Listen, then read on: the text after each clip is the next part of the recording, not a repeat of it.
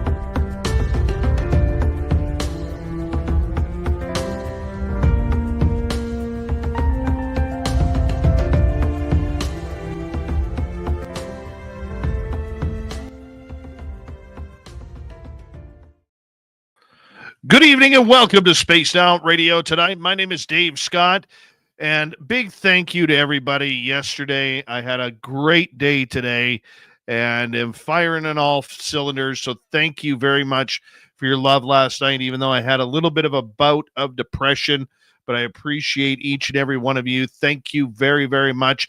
As we're going to get the ball rolling here right off the bat, we're just waiting for Gary Voorhis to join us.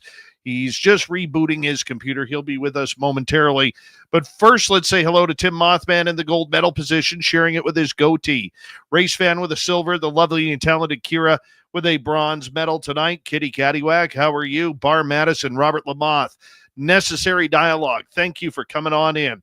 Kurt M., good to see you. Frankie B. and Jaquetta, thank you for joining us tonight. Benno is here. Benno will be signing autographs after the show.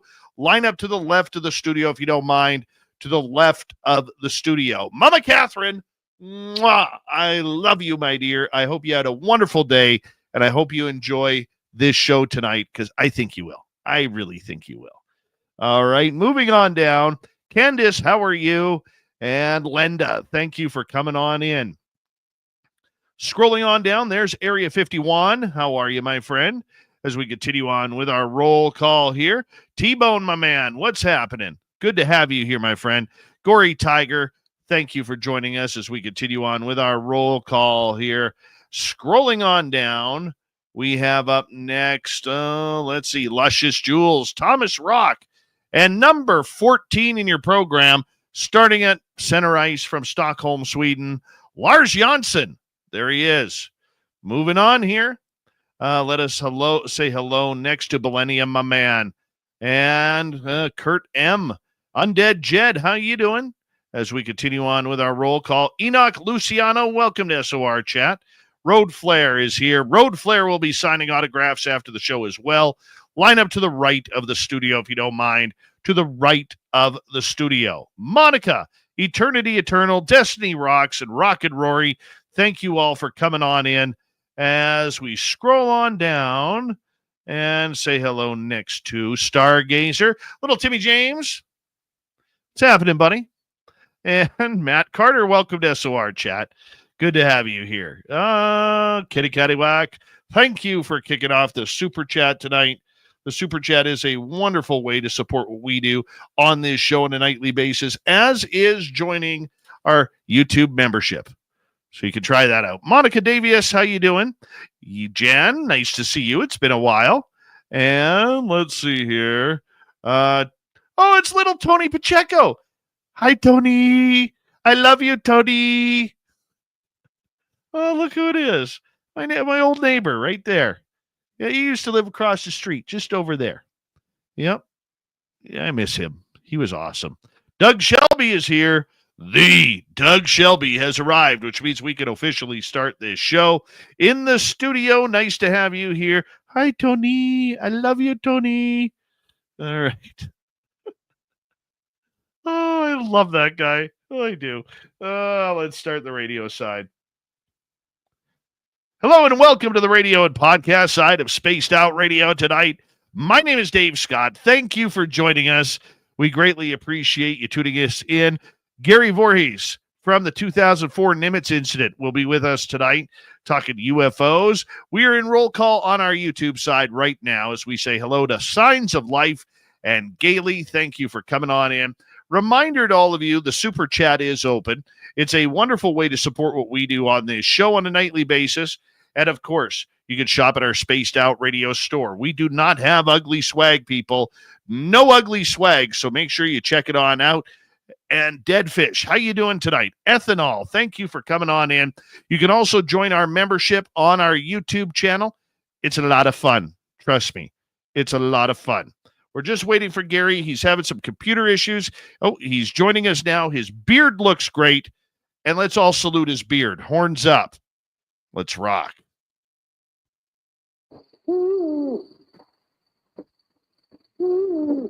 Are you ready to hear your mystic voice of the night?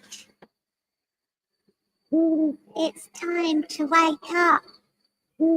He's here. Shush. Be quiet. He's ready for you to listen. Let's point our ears towards the little cabin in the woods. We're together, my friends. Oh.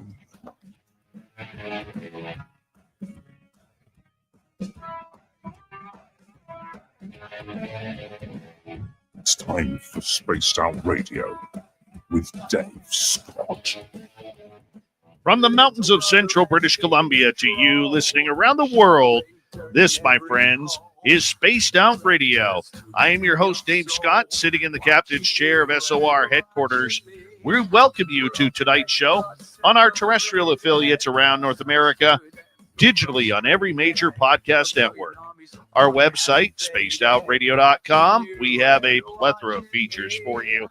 Rock out to Bumblefoot. Read the news wire. Check out our swag as well. You can follow us on X at Spaced Out Radio, Instagram at Spaced Out Radio Show, and on Patreon in the Space Travelers Club. Tonight's show is brought to you by Chive Charities. Help make the world 10% happier by visiting Chive Charities today. You can find them on our website.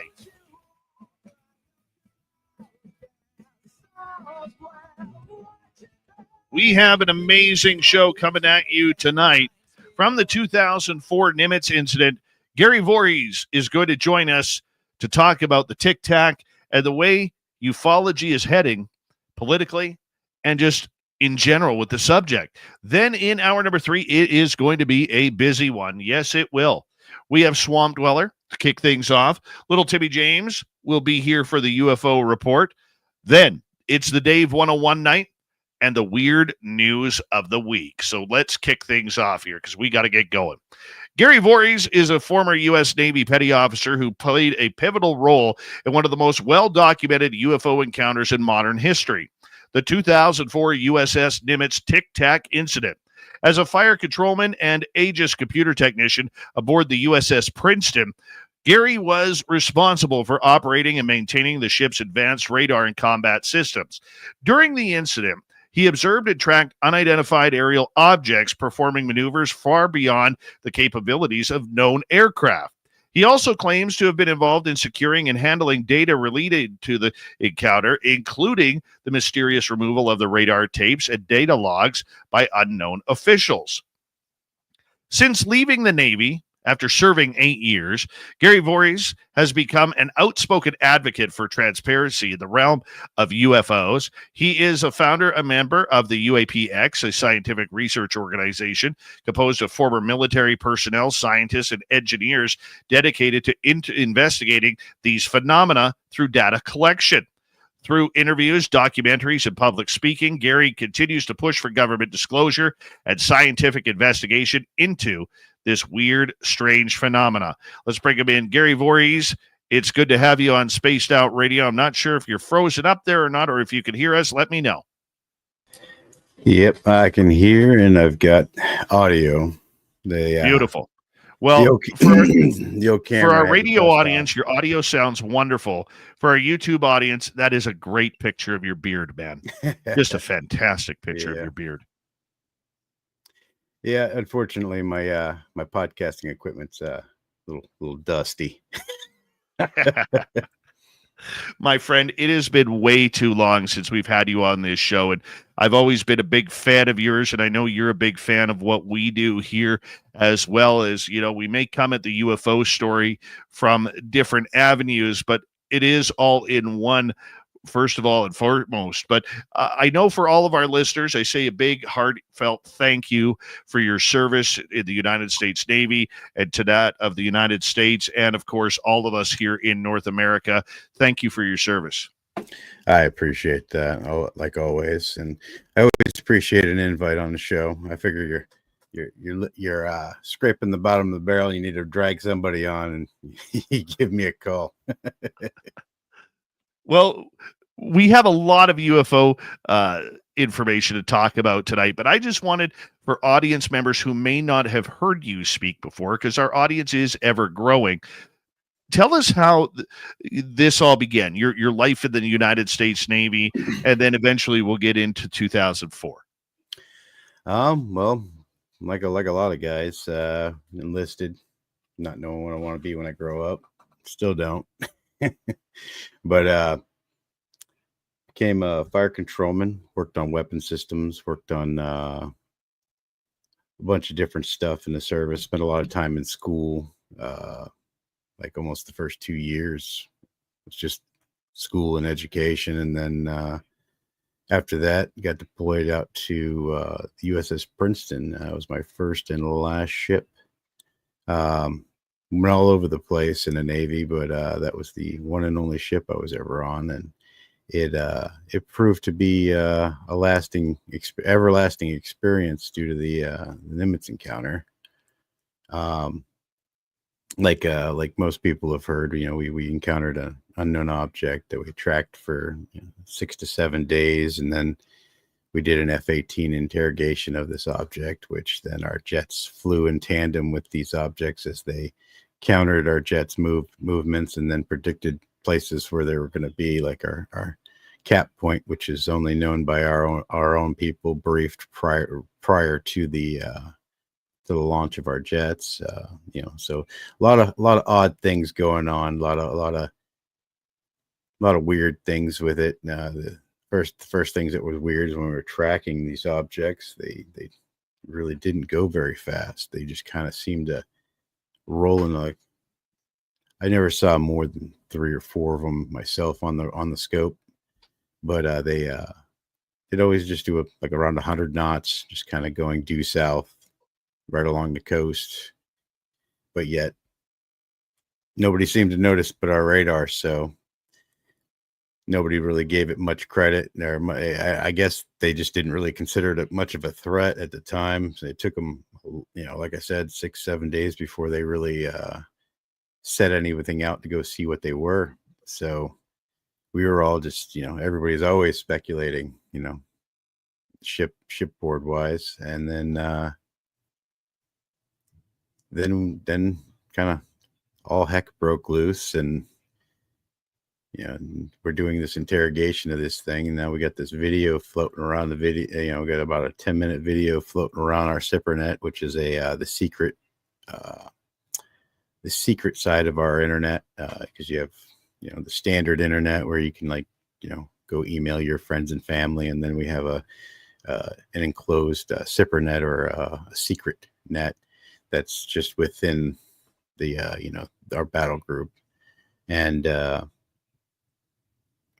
I was watching these videos. I remember the first thing I said after I watched the first pass through, "Is this what I think it is?" And they're like, "Yeah, it seems to be," and I was basically insinuating that it was some type of unknown object, and some type of UFO. And they were like, "Yeah, as far as we can tell, we have no idea what it is." So, and then watched it like one more time fully through, still just a little bit slack jawed, a little bit like just trying to, really wasn't looking at details yet. It was just amazing to see the video. And you guys got to see the Tic Tac video, which is a little clip that's at the time back in 2004, you couldn't email a real big large file. So used to compress files and send them out via email. So you guys ended up getting to see that little snippet because somebody got that off the ship.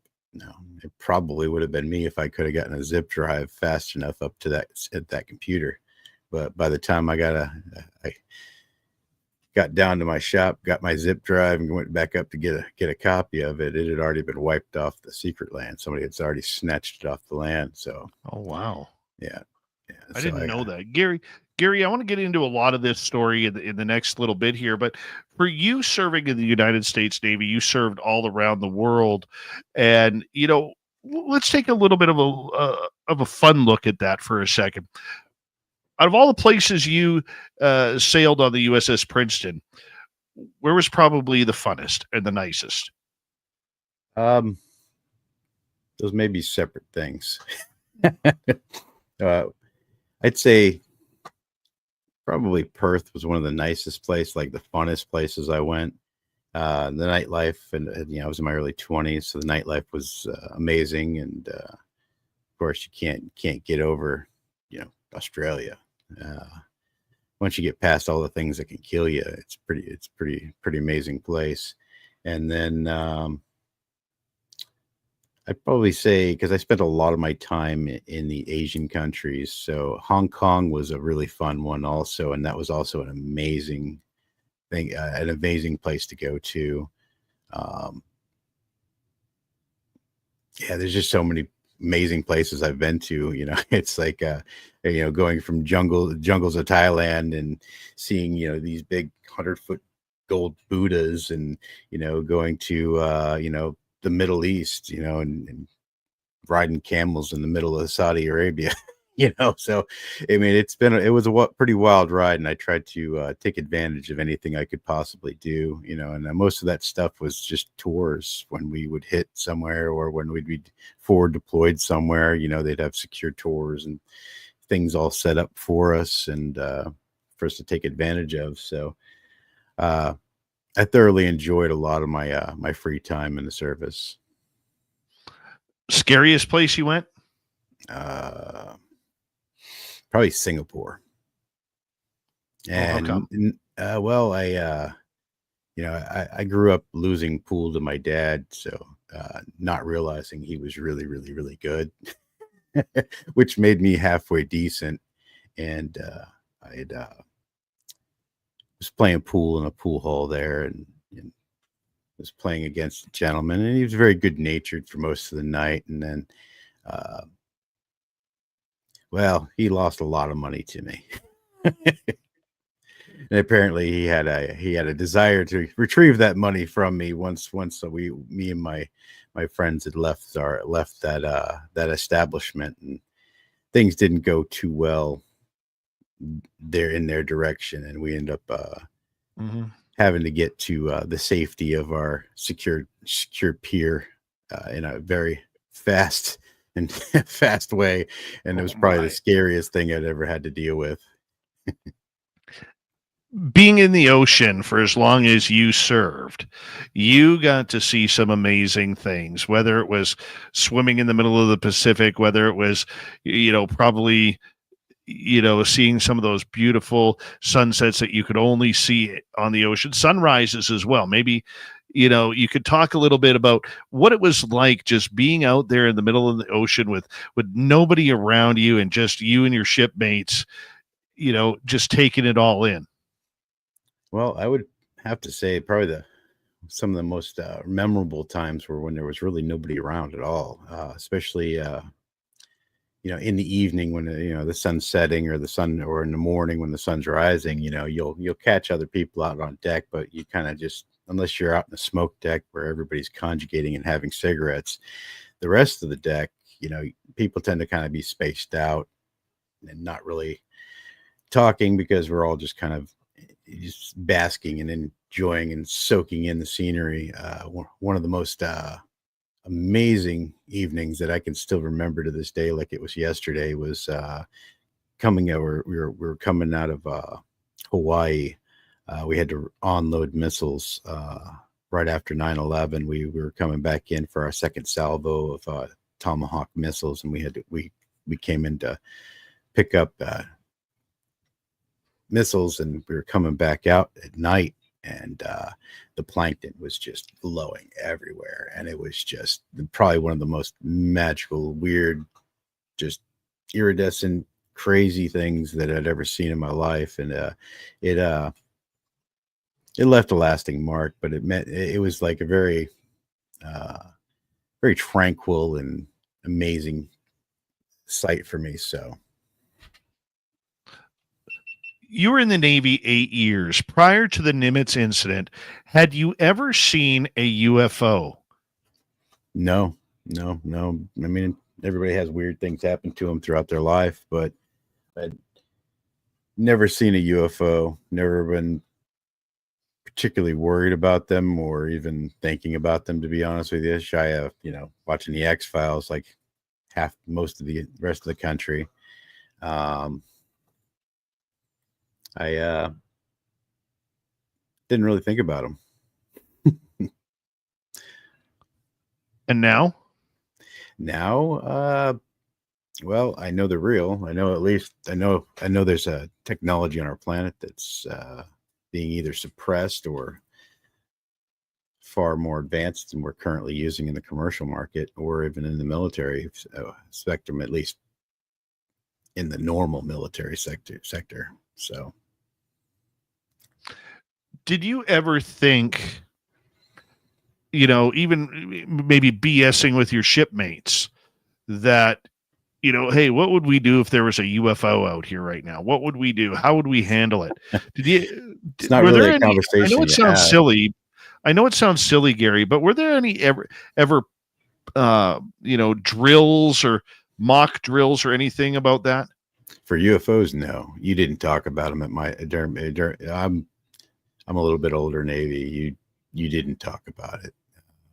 Even the whole incident that we had, nobody really outside us, 2 or 3 people kind of BSing inside of a secret spot. You really didn't say it out loud. You definitely didn't put it in reports, not unless you wanted to end up getting written up or some type of negative thing would happen to you if you went against what the command said it was. So if it wasn't a point of interest or topic of discussion, what did you know about UFOs prior to this incident? I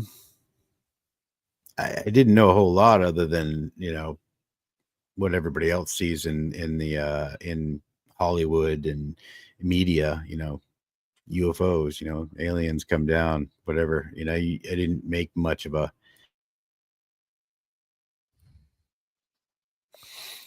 I'm trying to get my camera working too. So I'm trying to multitask here. That's okay. That's okay.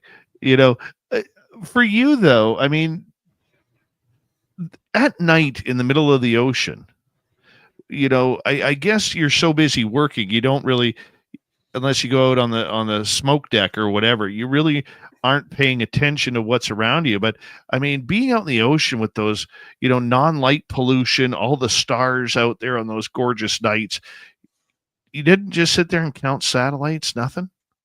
No, I mean, I used to love looking at the Milky Way with no light pollution. I mean, I've always been interested in astronomy, trying to find the constellations and,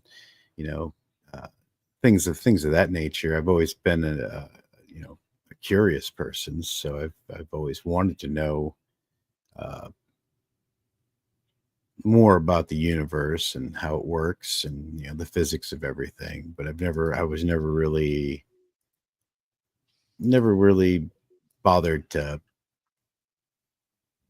think about UFOs in general. Not until we started tracking this thing. It was it really did make a big difference. So I used to, before I got into this field, I would sit out on my patio counting satellites at night. There was just something about it that absolutely enthralled me. I mean, you had a love for space. What was your thought before all of this, just looking up in space at the Milky Way or beyond and just wondering what was out there? For me, it just made me feel, really small, because, understanding the concept of an AU and a light year and exactly how immense it all was. It was just, you know, it was just amazing to me that life even evolved on our planet or even became or was created on our planet, So I mean, the chances of us being able to have this conversation are so unlikely that uh it's you could win the lottery every day for the rest of your life, and that's more likely than life on our planet. At least when you look at it as on a cosmic scale. So You have seen the good and the bad in the UFO world since coming out as part of the, Nimitz incident. What's your thoughts right now on just the entire UFO/UAP perspective? well, I keep it very very pragmatic look at it all. I don't discount somebody's story because they don't have proof, but I don't necessarily believe any stories without proof either. So it's a fine line you got to kind of walk, because there's so much out there that's just basically, as far as I can tell, just people's egos or their beliefs become so strong and their ideas become so strong that they start to believe their own stories, even though it was just a story, and it's one thing if you want to have a great story, write a book. Don't get online and pretend like you know about UFOs or know about what's going on, because I've known some pretty amazing people that know some pretty amazing things, and even they don't really know what's going on. They just have heard some things or seen some things, or they don't know the necessarily the whole scope of things. But it's an odd world, and I got a feeling if it became all unraveled and we all found out exactly what was going on, I think it would be even stranger, and I don't think we would really recognize what existence really is. So Do you like this subject? I do. I generally really enjoy the subject. It's gotten so convoluted and just honestly just not enjoyable online, but like for people like yourself and other selected individuals, I still thoroughly enjoy it, like Matthew Shadagas and Kevin Knuth, and we talk about this stuff all the time. We talk about you know our thoughts, our ideas. We just had our a very instead of getting on social media and just continuously trying to hammer people with what we know, we just gave up and said, look, we really don't know anything more than we told you, so we're going to go look for it. So we did our expedition in Catalina. That hit or miss. It gave us a lot of experience and of what not to do and what to do. So that's actually, it was the basis of our first scientific paper that's been peer reviewed. We finally got published, and it was in a relatively respectable journal, and it's probably one of the most the highest profile journal any UFO or UAP related topic has ever been published in. So I mean, that's been our crown achievement at UAPx, and that's Right. what we've been trying to do. We've been trying to be the gold standard in this field, because we're looking at it as a scientific field, and not necessarily, there's plenty of people. Hold that thought, Yeah. Gary. Hold that thought. We're going to go to break. From the 2004 Nimitz incident and the USS Princeton, Gary Voorhis is with us tonight on Spaced Out Radio. We're going to get into the Nimitz incident when we return. Stay tuned, everybody.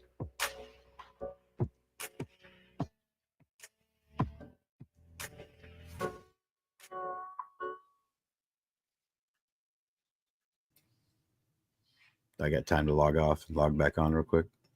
We got 5 minutes. Yeah. No. All right. I'll be right back. All right. Trying to get his camera working. Thank you, T-Bone, for that lovely super chat.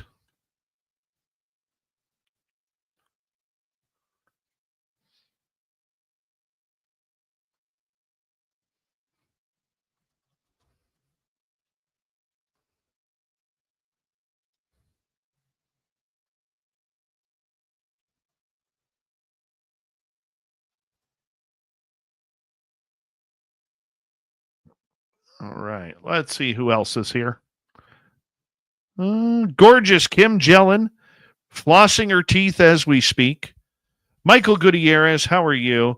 Seymour, how you doing? J Truth Seeker, good to have you here. Hi there, Trucker Andrew. Nice to see you. Paramarv, thanks for coming on in. Mr. Cowley, what's happening, my friend? Who else has jumped in here? Sensational Shelley. There she is. Jeff Steve Garvey is here. Jeff Steve Garvey will hit a home run for you. Just you. No one else. Jose Sanchez, how you doing, my friend?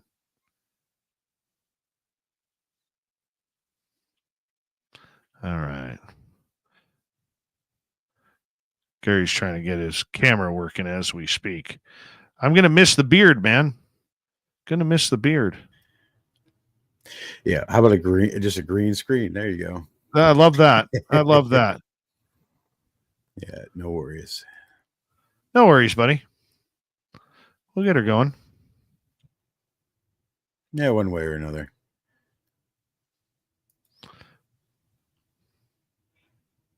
Yeah, whatever. Whatever.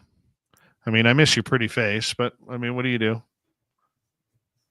Well, you win some, you lose some. It'll be working the next time I come on. I know that. Yeah, I was doing a podcast for a while and everything worked really smooth. And then I got on, and of course, you don't do anything for like a month, and bam, you end up having everything needs to be updated. Nothing's working together anymore. Oh yeah. How's the fam? Doing really well. My oldest is turning 7 this month, or Beautiful. My youngest actually. My oldest is turning 21 this year. So that's pretty wild to know I'm gonna have a 21-year-old daughter. I know. My daughter got engaged about a month ago. That's crazy. I know. And when she called me to tell me, I was like, where'd my baby go? She turned into this just incredibly brilliant, successful young woman, and with a great man to help her through life and to be a great partner. I mean, I think as a father, that's what you hope for, Yeah. And for me, I just hope that I give her the ability to make good decisions. Yeah, that's really as much as I can do and hope for, is that she's able to do that. Oh, I'm sure you did. She's a smart kid, though. I brag on the little one a little bit. She tested the highest in the state ever for gifted on their gifted program. So it was pretty proud dad moment. Yeah, no kidding. Yeah, no kidding. Yeah, so I can't believe my little dude. He's 12 and can't believe he's going into grade 7 this year. I'm like, where the heck did that go? Yeah, how did that happen so fast? Well, I mean, it seemed like yesterday my daughter was just doing, she was just in kindergarten, right? Wasn't wasn't particularly doing anything, just happy that happy to just get snack time, and super happy when she comes home and daddy's there, and walking her home from school, and she's telling me all about all the stuff going on. But anyhow, I know people like to hear stuff like that, but I'm sure they'd like to hear about UFOs more. Well, we're going to come back in about 30 seconds. Canna Chef Chris, how you doing? Fast Hemi, good to see you. And let's see here. Big thank you so far to Kitty Catty Whack, Mel WD40, and T-Bone for the great super chats. Greatly appreciate your love and support of this show. Thank you to all of our members, and we encourage everyone to sign up for our YouTube membership. We would greatly appreciate it. And here we go, everybody.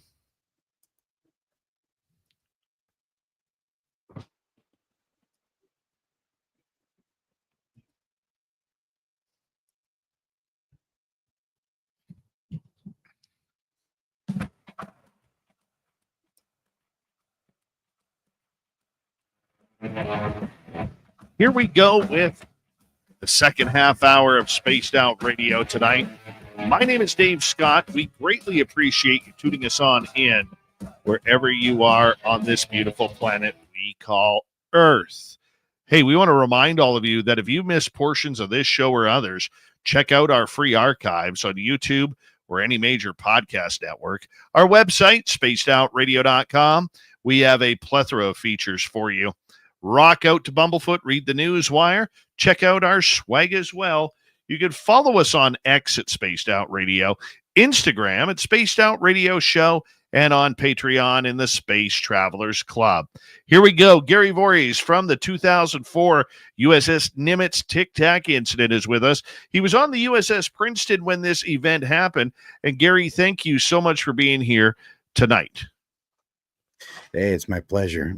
I always enjoy being in this community. It's always been a welcoming and awesome community, and I've always tried to be very supportive. I want to ask you, when this incident happened, take us through it. Time of year, what was happening, what you guys were doing on the Princeton.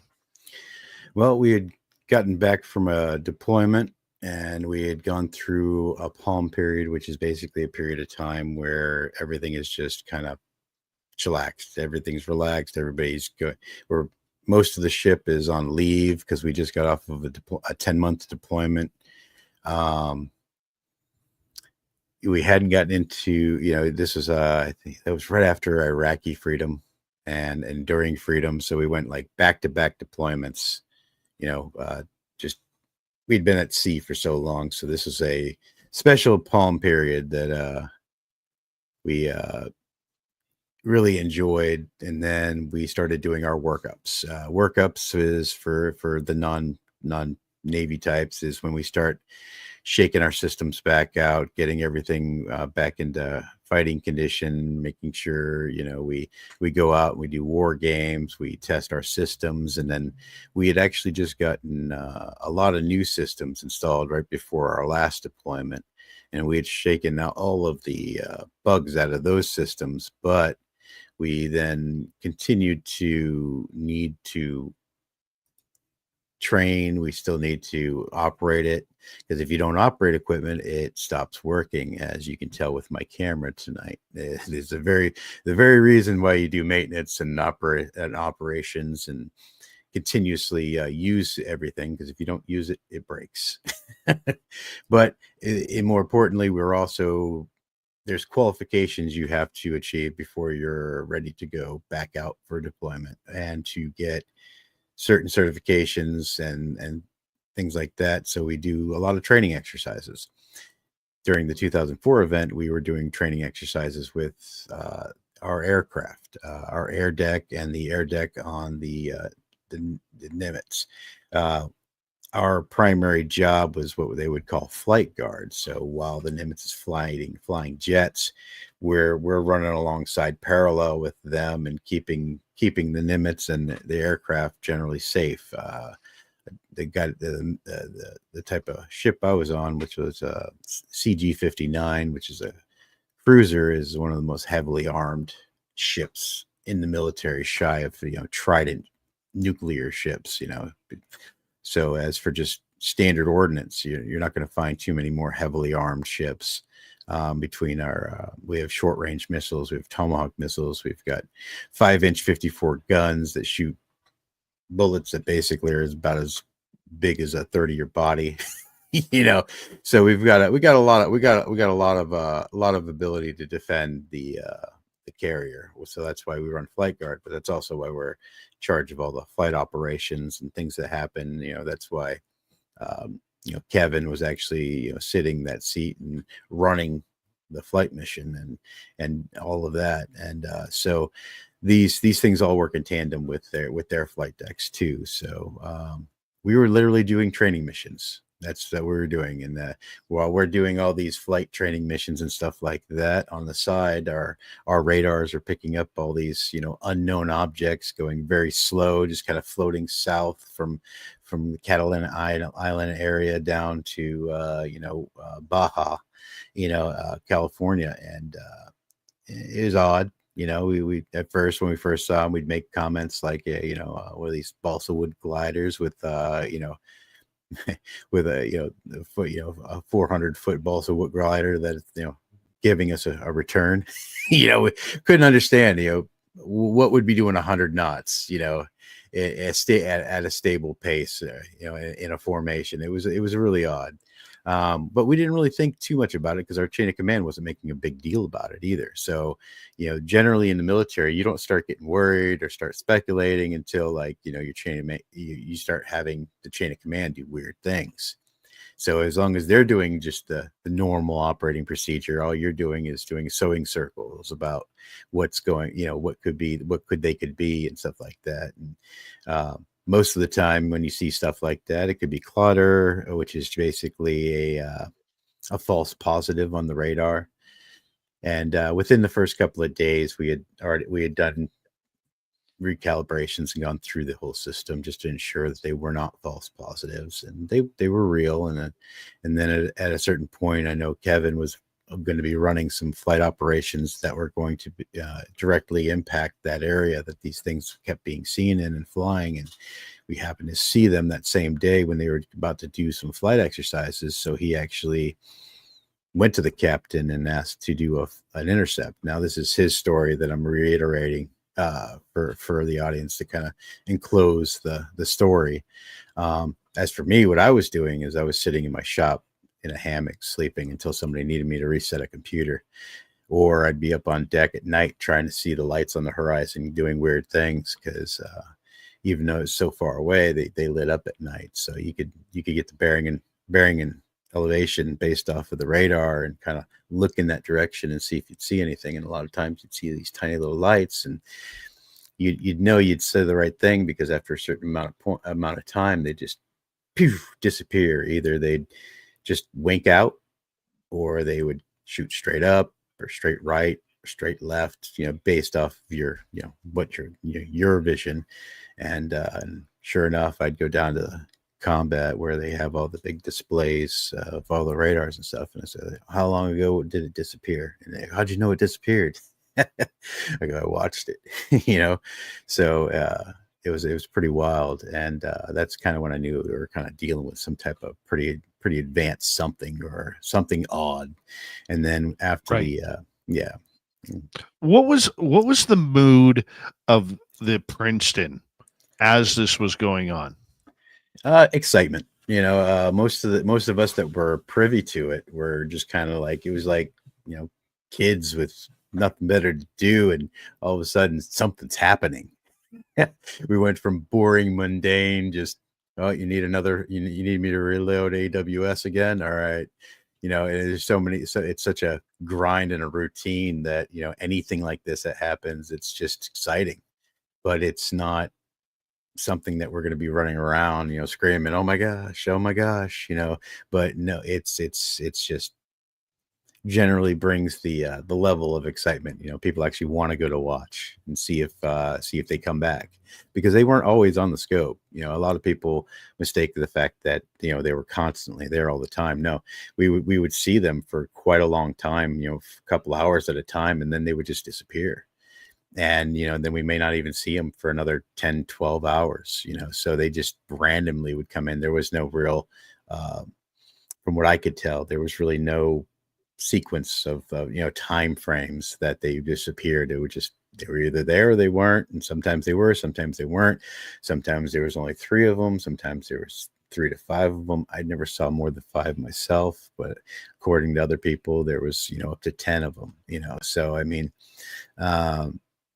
it was just, I mean, you could think of when you're a kid and you go through like just 2 or 3 months where nothing happens. You're just doing the same grind. Then all of a sudden your parents come in or something's going on. You're not sure what, but something different is happening, and it just creates a certain atmosphere and excitement. And then when they did the F-18 interrogations and then, somebody's like, hey, there's a video. Have you seen it yet?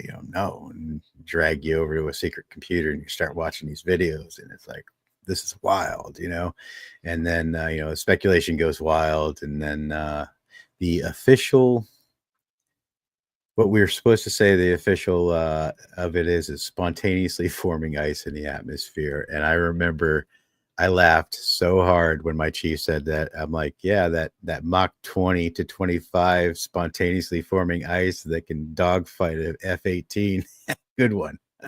And then he gave me the most serious look I'd ever seen in my life. And I remember just shutting straight up and never saying a damn thing about it again.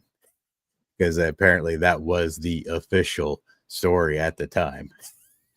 Wow. And I'm like, I never knew that part. I never knew that part. Yeah, that was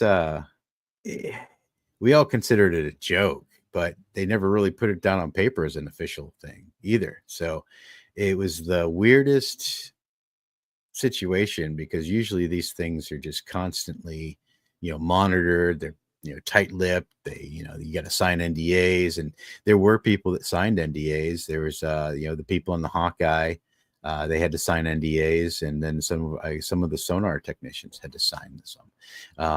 So, I mean, and I've heard some sonar techs say that didn't happen, and I hear some others that say it absolutely did happen, and it only happened to these X, Y, and Z people because they were on watch at this particular time.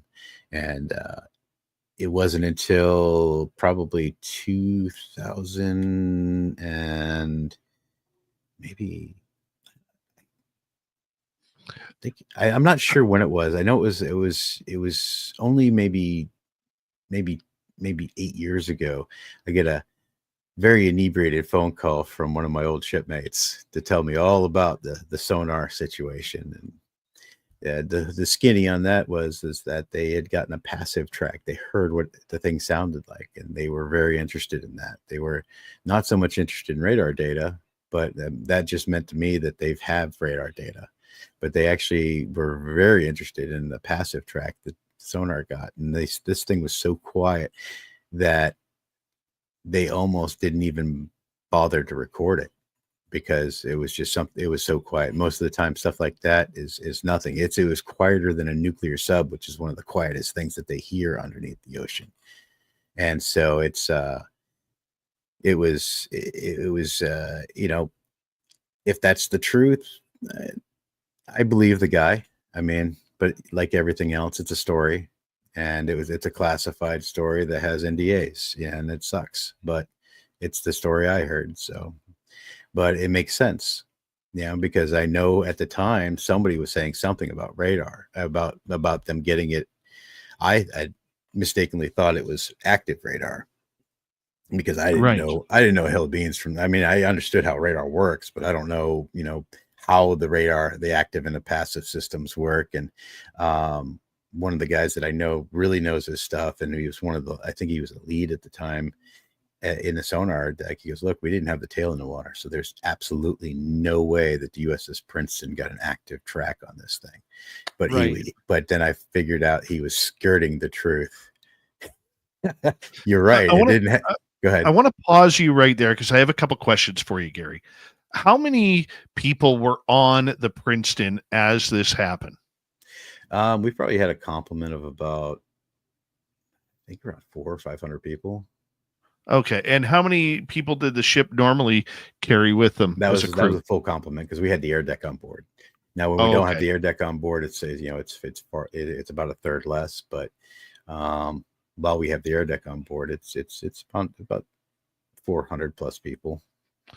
And how many ships were involved? Because we only ever hear about the Princeton and the Nimitz. How many other ships were involved here? Well, we had there was a sub, us and the Nimitz that were out. And then we had the rest of our battle group was participating in the training events via CEC, which was a new system called Cooperative Engagement Capability System. And what it did is it allowed every ship in our battle group to be able to see the same picture. So basically, our sister ship, could sit on the pier and see the same things that we were seeing based off of the sensor data off of the USS Princeton and the Nimitz. And that was one of the big deals about this whole situation, because it was the first time that a CEC enabled battle group was tracked something like this. This is the kind of one of the first UAP related incidents with a CEC capable ship, and which makes sense since we were the only ones at the time with CEC. So we had the prototypes. So that was one of the unique things, which kind of stunk when they came out to get our tapes, because they actually wiped all the systems for CEC, because they're all hard disk systems. So we ended up having to reload that whole system from scratch to get it back up and running, which kind of stunk. But they were pretty serious about making sure we didn't have any residual information, like hard information about any of the metadata for the encounter. So as this incident is happening, how many people were actually involved with this on the Princeton? I would say probably everybody with a secret clearance probably had more awareness of what was going on. And then as your clearance got lower and lower and lower, you'd have an inkling something was going on, but you just wouldn't care. If your whole job is to, needle gun walls and paint, you're not really going to care what's going on in radar, not unless you're buddies with a fire controlman or something like that. But I mean, the majority of that ship has a top secret clearance. Just the nature of the ship itself is, being a weapons platform. It's, most of us all have top secret clearance. Out of that 400 something people, I'd say everybody has classified or above, and then I'd say 85% of the ship has a top secret clearance, or at least a secret clearance.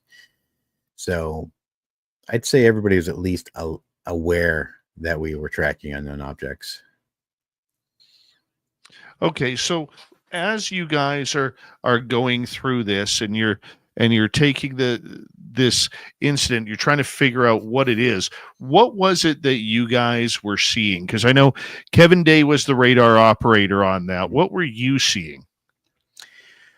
I was getting to see just like I'd be like the passenger in this whole story. I got to be the fly on the wall. I got to, every piece of equipment that they were utilizing to track and operate, to see these things. The display systems were our systems. The radar was our radar, so I was able to be everywhere to see what was going on and to hear from the people that were doing the operations what was going on with them. And I tried to be there anytime I could. Like if because sometimes depending on who's on watch in those areas, it's a little bit more lenient than other times when, like if it's midnight and you're hanging out in Combat Central and there's no operations going on, 9 times out of 10 nobody's even gonna second even ask me why I'm there. Especially since all my equipment's in there. Every single display in that room is one of my pieces of equipment. So I, generally, as long as I got a wrench in my hand or look like I'm busy, nobody's going to ask me why I'm there. So I just made it a point to come up and, clap the radar technicians on the back and say, "How's it going, guys? You guys need anything? Can I get you a fresh coffee? What do we got going on here? What's going on with these tracks?" How did you find out about this? I know you said that you guys have been tracking these for a few days, but at what point did it pique your interest? Well, ironically, I found out smoking. I was out in smoke deck. One of the spy technicians had said, "You seen these tracks yet?" And I'm like, "No." He goes, "Well, you're probably going to get a call soon because we're going to have to do X, Y, and Z because of to get rid of the clutter." And I go, "All right." And they go, "Well, how solid do they look?" He goes, "They look good to me, but they want to make sure that they're solid tracks. So you're gonna get a call soon. So you're gonna be in computer." And at that time, I was the only computer technician. So it was like, it was more of a great. I've been up all night on watch. Now I get to spend all day running computers, simulations and things like that, and pulling computers on and offline and resetting them and running tests and stuff like that. And it's probably about a 4-hour process and a 4 hour of like intense work, and then 24 hours of running tests and making sure everything's working properly. So it's just I'll explain tracks. Okay. So when you're looking at the radar, it's not like the old school where you see, that tiny little blip and it's going around. We still have a radar like that on board, but these would be big graphical displays like you see on a TV or something like that. And you're going to see triangles and squares and, all these different icons and stuff. And we, everything that moves, whether it's on surface or in the air that we're tracking, is called a track. So each individual object that we're tracking is called a track. So if I say, I was going up to see the tracks, I was going up to see the things that our radar was looking at the time. That's interesting. That's so interesting. So at what point did you realize that, where you're basically saying this is something not right, not normal? At what time did that really go, that light bulb? For me, that was when, when I saw 3 aircraft doing 100 knots in a loose formation. Wasn't a tight like formation you see with the Blue Angels, but we'll say they were in a triangle formation, kind of loosely, but weren't like the back two were off a little bit, but they were generally in a triangle shape and moving south at 100 knots. That was very unusual because generally tracks like that, they'd be squawk, even if it was most things in the sky have some type of identifier, whether it's a physical identifier or what they call IFF, identification friend or foe, which is a beacon that most commercial and military aircraft have that identify them. It'll tell you their tail number, and who they are, so that it's how we know the difference between a commercial airliner and a hostile jet coming in. So for me, if I was in charge, I probably would have accelerated the timetable at which we had, because I found that to be very odd. But as an E4, and generally nobody would know who I am as long as the computers are running. Guy, not up to me. So it's but that's the point at which I knew there was something odd going on. Did you feel safe at that point, or was there kind of I need a 30-second answer here, or was it kind of like, what are we dealing with? I felt completely safe the whole time. I never felt in danger at all. I guess that's a good sign. Yeah. Do you find then? I think I paused. Oh, no, please go ahead. Yeah. I think it was either false sense of security or ignorance, either way.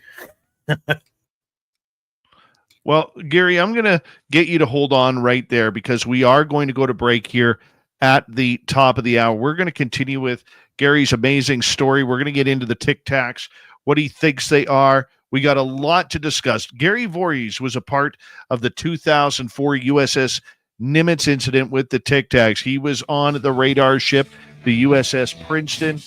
He was right there in the control room when everything was breaking down. We're going to get more of his story when we return on Spaced Out Radio. This is Spaced Out Radio with host Dave Scott.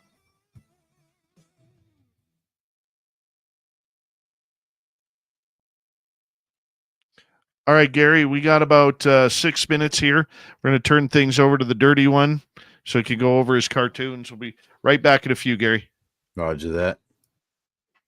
Bye, Dave. He's got to go let the dog man out for pee now. Exactly what I'm doing. Hello, everybody. I hope you're having a wonderful night. I finished my April drawing for my 2026 calendar tonight. So I got Nightcrawler and Lady Nightcrawler hide under April showers. I figured that'd be a good one. Last year I did an alien prancing around in the rain, but I figured to go with Nightcrawler today because I also have my fancy Lady Nightcrawler plushie. Look at the likeness of that.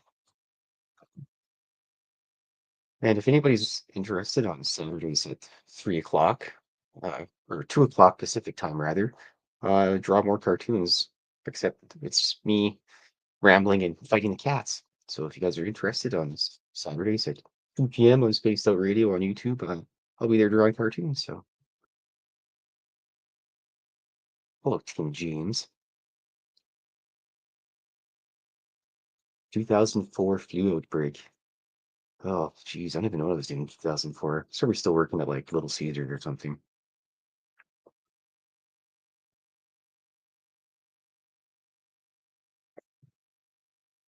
Kids are getting upset here because they're apparently starving to death, but the snacks will be incoming very soon. I got this fancy new laptop. I don't really know how to work all the bugs and everything on it. Still some stuff I got to figure out on here. So I haven't had a new computer or anything since 2011. Oh, Tim Mothman and Beard. Dragsters. I went to a drag racing thing once. It was pretty cool. Not much of a car guy. I like the monster trucks were pretty neat. I went to one of those before. Watched Gravedigger. It's pretty neato. April in Canada. It's actually, I had to close the studio window because it started pouring rain outside, which is nice because this summer we had enough rain, so it hasn't been super smoky. Well, at least in Alberta. I know out east everybody's choking on Manitoba smoke, but for a change, it's not Alberta, which is nice.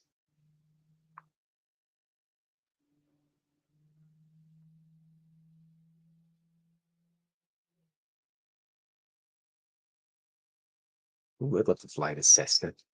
You know, I'm terrified of flying. I would definitely let Jim Goodall show up with a SR-71 and take me for a ride. That'd be awesome. I think if I had a parachute, it'd probably make me feel better. I always get all sweaty and get all wigged out and everything flying.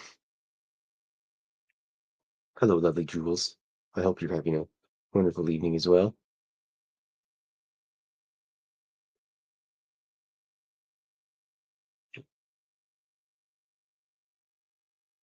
Yeah. Gremlin's looking at me like he's really starving to death. He just flopped over. Poor guy. Brian Morgan working the graveyard shift. Well, at least you get all the ghosts and ghouls and stuff to keep you company. Maybe you don't actually work in a graveyard. Nonetheless. It'd be kind of cool to work in a graveyard. My family used to own the Foothills Memorial Home, which was doubled as a funeral home and crematorium. And my pops lived there for a while. It was interesting. I went out to the Edson one for a week and mowed the lawn and everything. Didn't have any weird ghost experiences though. Hi, Shelley.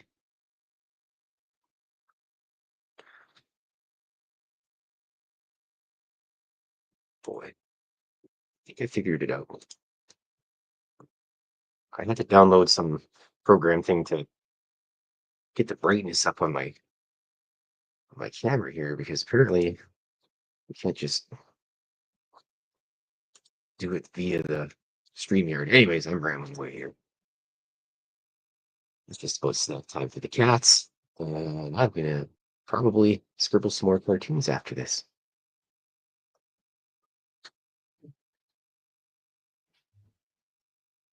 Yes. If you're got nothing to do at 2 o'clock Pacific, Saturdays, I'll be drawing cartoons.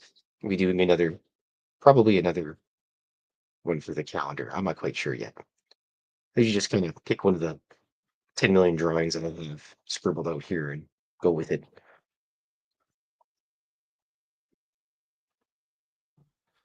But I hope everybody has a wonderful night. Thanks, Dave. Thanks, Gary. You guys have a Thank you, good Dirty. evening. I shall see you in the future. See you later, buddy. Dirty filth, everybody. There we go. Look at Gary's beard. Look how beautiful that beard is. It's getting there. It's getting there. That's nice. Very nice. Thank you tonight to Kitty, Mel, and T-Bone for the great super chats. Greatly appreciate your love and support of SOR. Don't forget you can shop at our Spaced Out Radio store. We do not have ugly swag, people. No ugly swag, so make sure you check it on out. And you can join our YouTube membership at any time. You could be like the rest of them. Just come hang out with us. Here we go.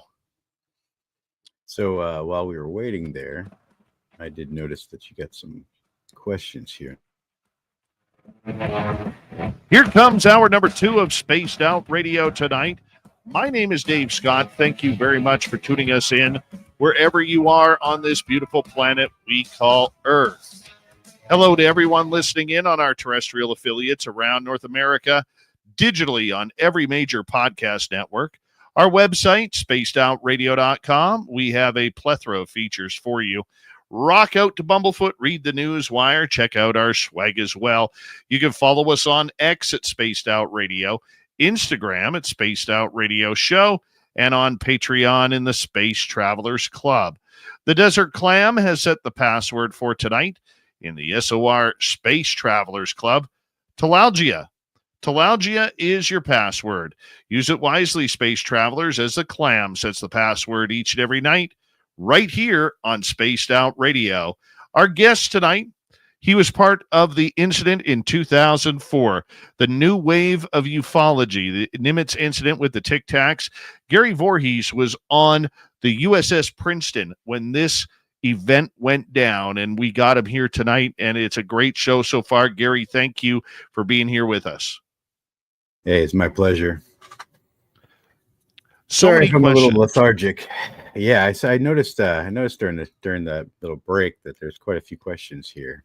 We will get to those. I promise Okay. you. I promise you we will get to audience questions. First off, how close did the Tic Tacs get to you guys? In my experience, they weren't very close at all. I mean, even through like the high-powered binoculars we had on the bridge wing that we call the big eyes, I could barely see the light at dusk, and at night and during the day you couldn't see them at all. So now we were doing a box shape in the ocean, so there was times when we would be much closer than other times. So that's actually when I would try to see them, is when we were as close as possible to the tracks. But us steaming around in that big box shape, we weren't always right next to them.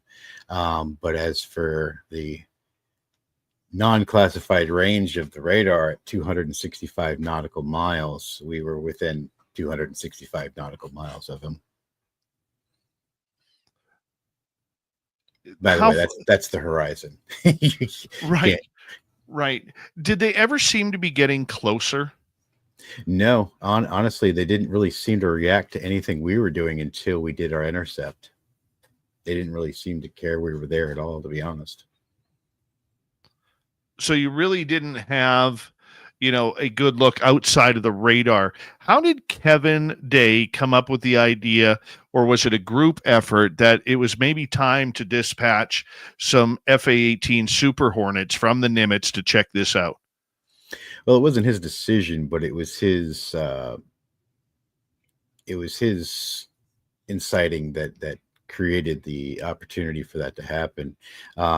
During the day that we did the interrogation, they were set to do flight operations within the same area that we were tracking these unknown aircraft.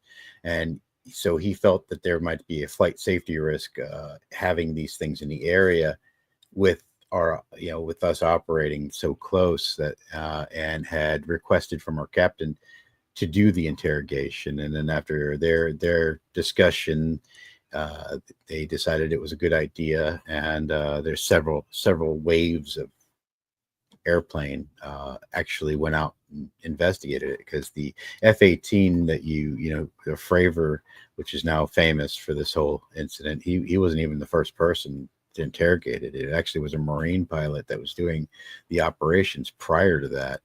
And then once he landed, he basically told him, make sure you got a FLIR pod before you go back up. And then Fravor and them went up in the air and did their interrogation. So, and while they were in the air, they had no idea what they were going up for. And, they started getting questions like, do you have any type of loadout?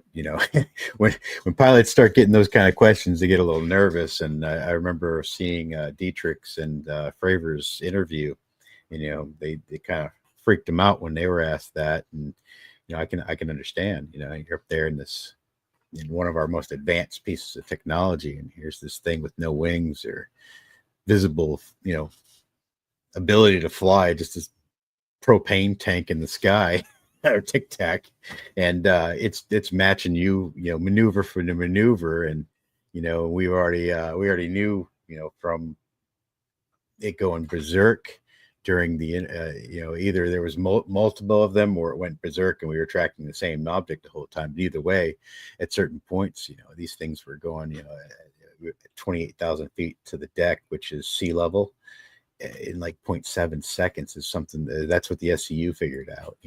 Some of the numbers that the SCU figured out based off of eyewitnesses and what we based off of what we saw on the radar data, were insane.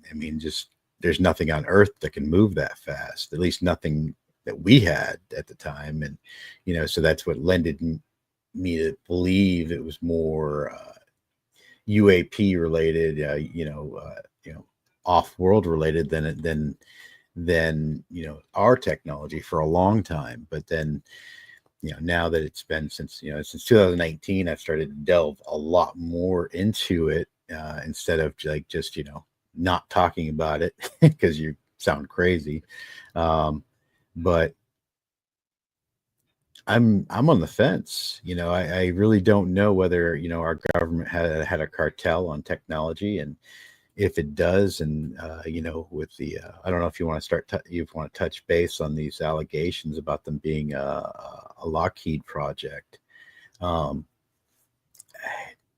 find it a bit out of the realm of possibility that in 2004 Lockheed had a secret project of an object that could basically defy gravity, that could do a Mach 20 plus and stop on dime, and basically treat inertia like it doesn't exist. It's a hard pill to swallow for me, especially since the Razor flip phone was the most advanced phone we had for cell phones at the time. So it even if you go the 20-year rule, where everything that they're developing is 20 years ahead of what you see commercially, that's I'm looking at stuff that's like our physics hasn't figured out yet, or at least that we know of, at least in the regular world. So it still is a hard pill to swallow, but seeing some of the other stuff that the government has done, I wouldn't put it past them to endanger the entire world to try to keep these types of technologies secret. And I say that not with I say that with a very heavy grain of distaste, if that's the truth. Because if the truth is that this is a Lockheed Martin project, it honestly sickens me to my stomach that they would hold back a technology that could save so many people. That ship, or that craft that can move the way it did, could just one of those ships could have evacuated any island that was about to get hit by a hurricane. Any one of those ships can deliver supplies anywhere on the planet in seconds. But yet they're going to hold back the technology. And not only that, the technology that powers this thing could literally power the entire Earth. The amount of power that the SCU figured out that this would need to do the things that it did is more than we generate on our planet in a year. So it honestly, if that's the case and that's the truth, that this is a Lockheed project, it makes me sick. There's a lot of people who tend to believe that this is some sort of project that goes along with having, human technology. I mean, do you think that you're that advanced on everything, or that the United States is that advanced, or is it all just egregious thoughts? Well, if we do, like I said, if we do have advanced technology like that, then we got a bigger problem than whether there's aliens present on our planet. We got an issue of our government that lies to us, which we already knew that. I mean, most people already, especially in our circles, we know the government lies, but there's good lies and there's bad lies. And then there's going to be people that say no lies are good. But there's an unfortunate truth to the world that we live in a nice sugar-coated reality where we get to live our day out, day in and day out. And we don't have to worry about, third world countries and things beyond our borders for the most part. We get to live our little, our nice little lives. And I do too. If it doesn't come within my bubble, I'm not going to really react to it other than if somebody asks me my opinion. So, but the fact that they would lie to this extent and literally keep mankind from advancing with this kind of technology, this is mankind advancing type technology. So if this is the truth, it's so much worse than aliens.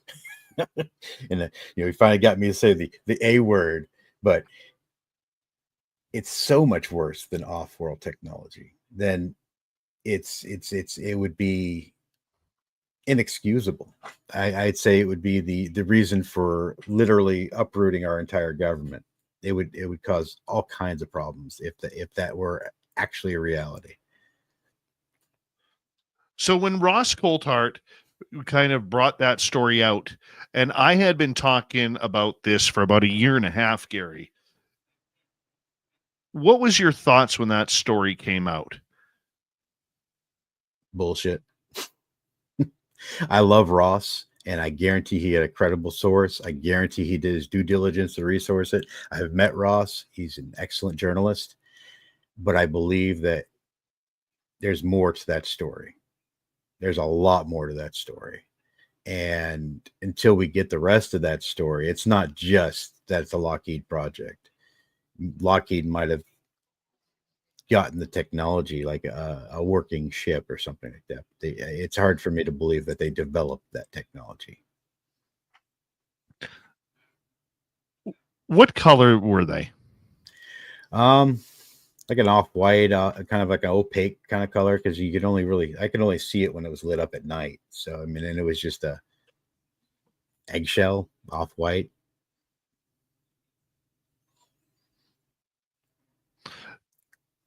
And their size? According to Commander Fravor, which had the only other than the Hawkeye crew that had the first-hand encounter with it, he says it is about the same size as the F-18. So about 47 feet. Roughly, yeah. Yeah. No wings, no propulsion systems, just looking like a propane tank. Yes, at the gas station. Some type of something's coming out of the bottom of it, and that's it. And they weren't anything big enough to, be considered some type of propulsion. But the most amazing thing about it was his heat signature. Everybody's like, well, it didn't go very fast, or this or that. And I go, it didn't go very fast while we were tracking it. You're right. But when it got intercepted, it was running around like a bat out of hell. And then on top of that, the entire heat signature for the whole thing was universal, like meaning that the entire thing was the same temperature. That just doesn't happen. Because I mean, just straight physics alone of something moving through the air is solid. It's not solid enough for us to, not be able to move through it, but air has mass. It will cause friction. That's why we have an entire aerospace industry that has to figure out exactly how to keep those big, Pringle cans in the sky because of friction and air, the force of air. And there's no way in heck you can tell me that they, that there wasn't some type of,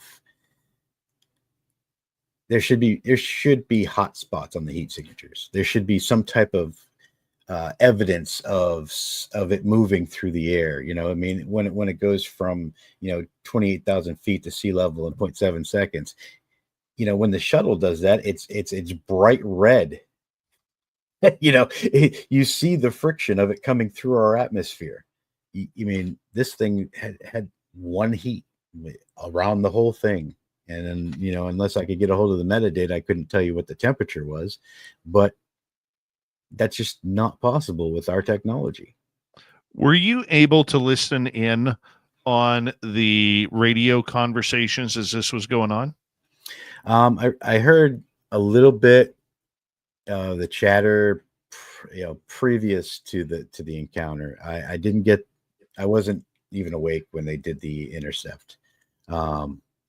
I got to see the video after the fact. So, so I wasn't privy to any of the actual conversations. I've been told about them, but I haven't been, I wasn't there firsthand.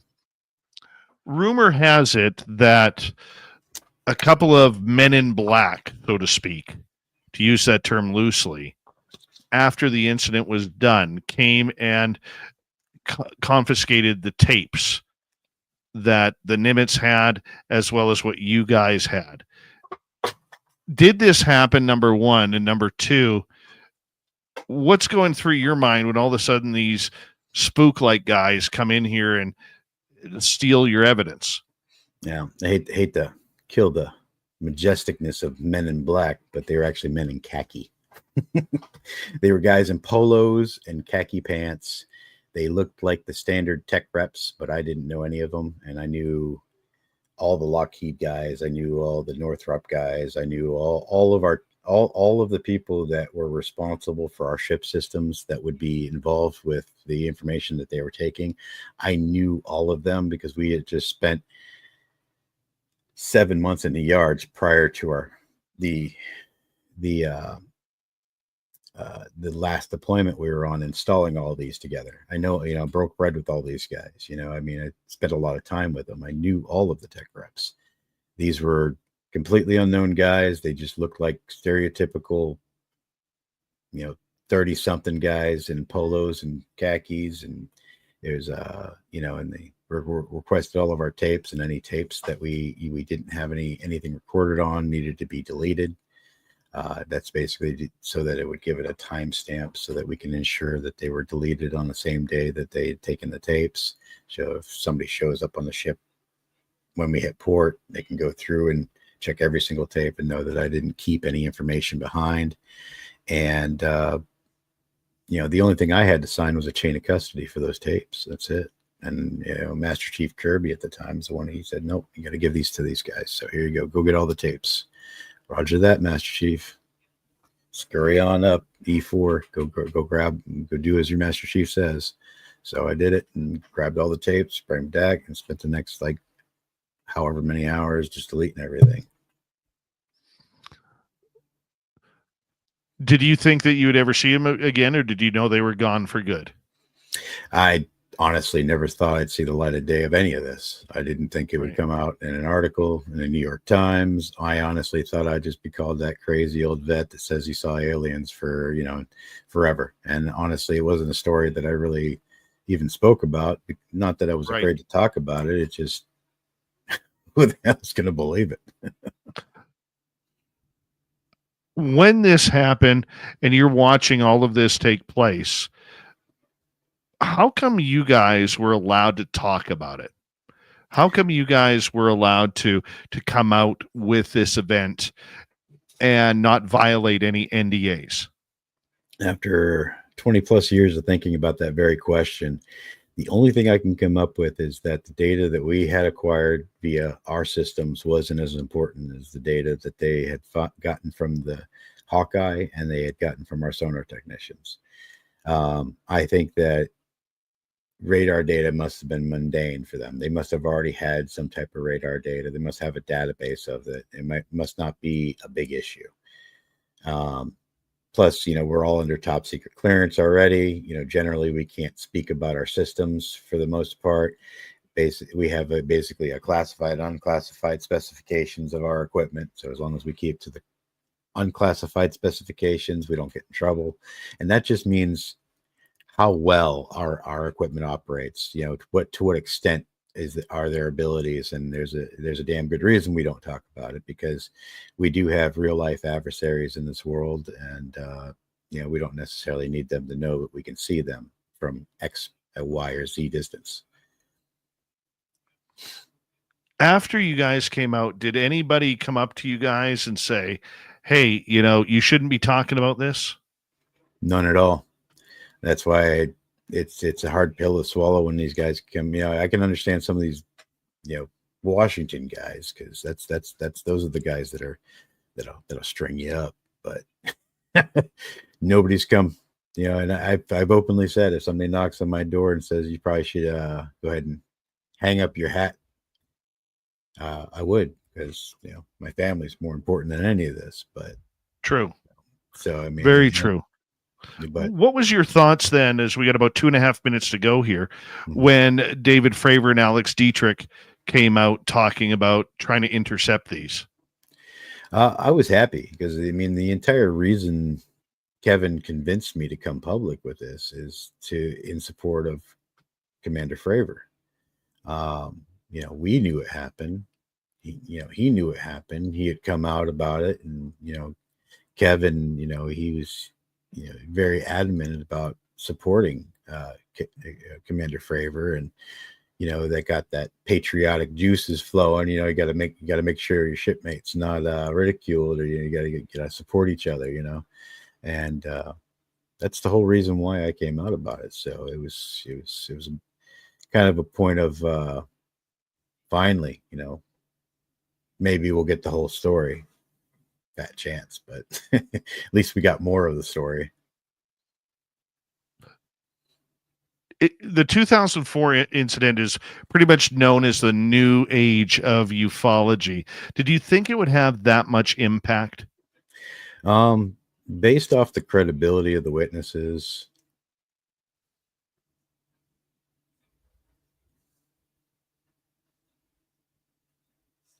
Gary, you froze up on us. Can you still hear me?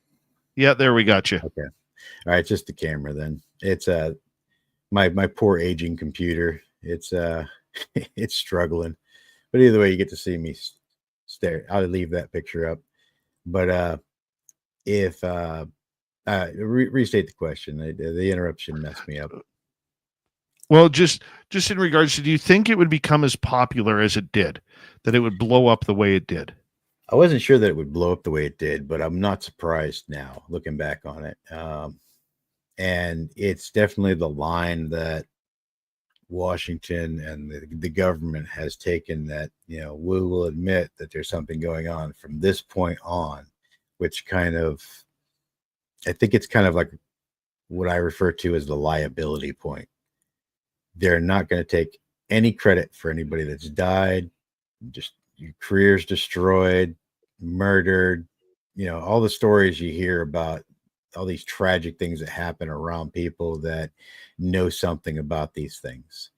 And I think that that's kind of a way for them to negate liability for any of that stuff, and it's kind of like right. But then again, they turn around and they open up an organization like Arrow that, as far as I can tell, is just the new blue book. Hold that thought, Gary. We're going to talk about Arrow next on Spaced Out Radio.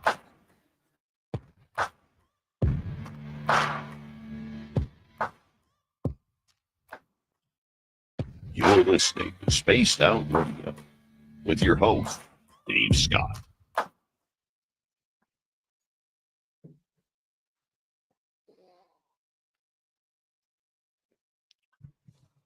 All right, we are clear, dude. Big shout out to B. Arthur. B. Arthur. There he is. From the Paranormal Portal.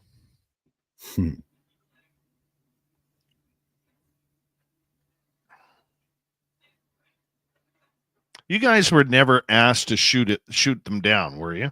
Like, there was never a... No, we weren't. And honestly, I don't think we could. The only thing I've heard from a third party is that something similar to that craft has been taken down with what they call DU rounds, or depleted uranium rounds. Right.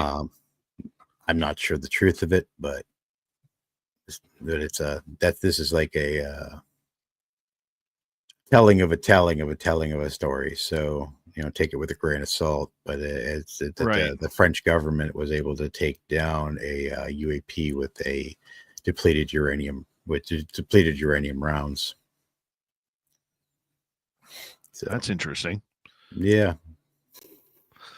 What's your thoughts then on, the way Jeremy Corbell and others have told this story?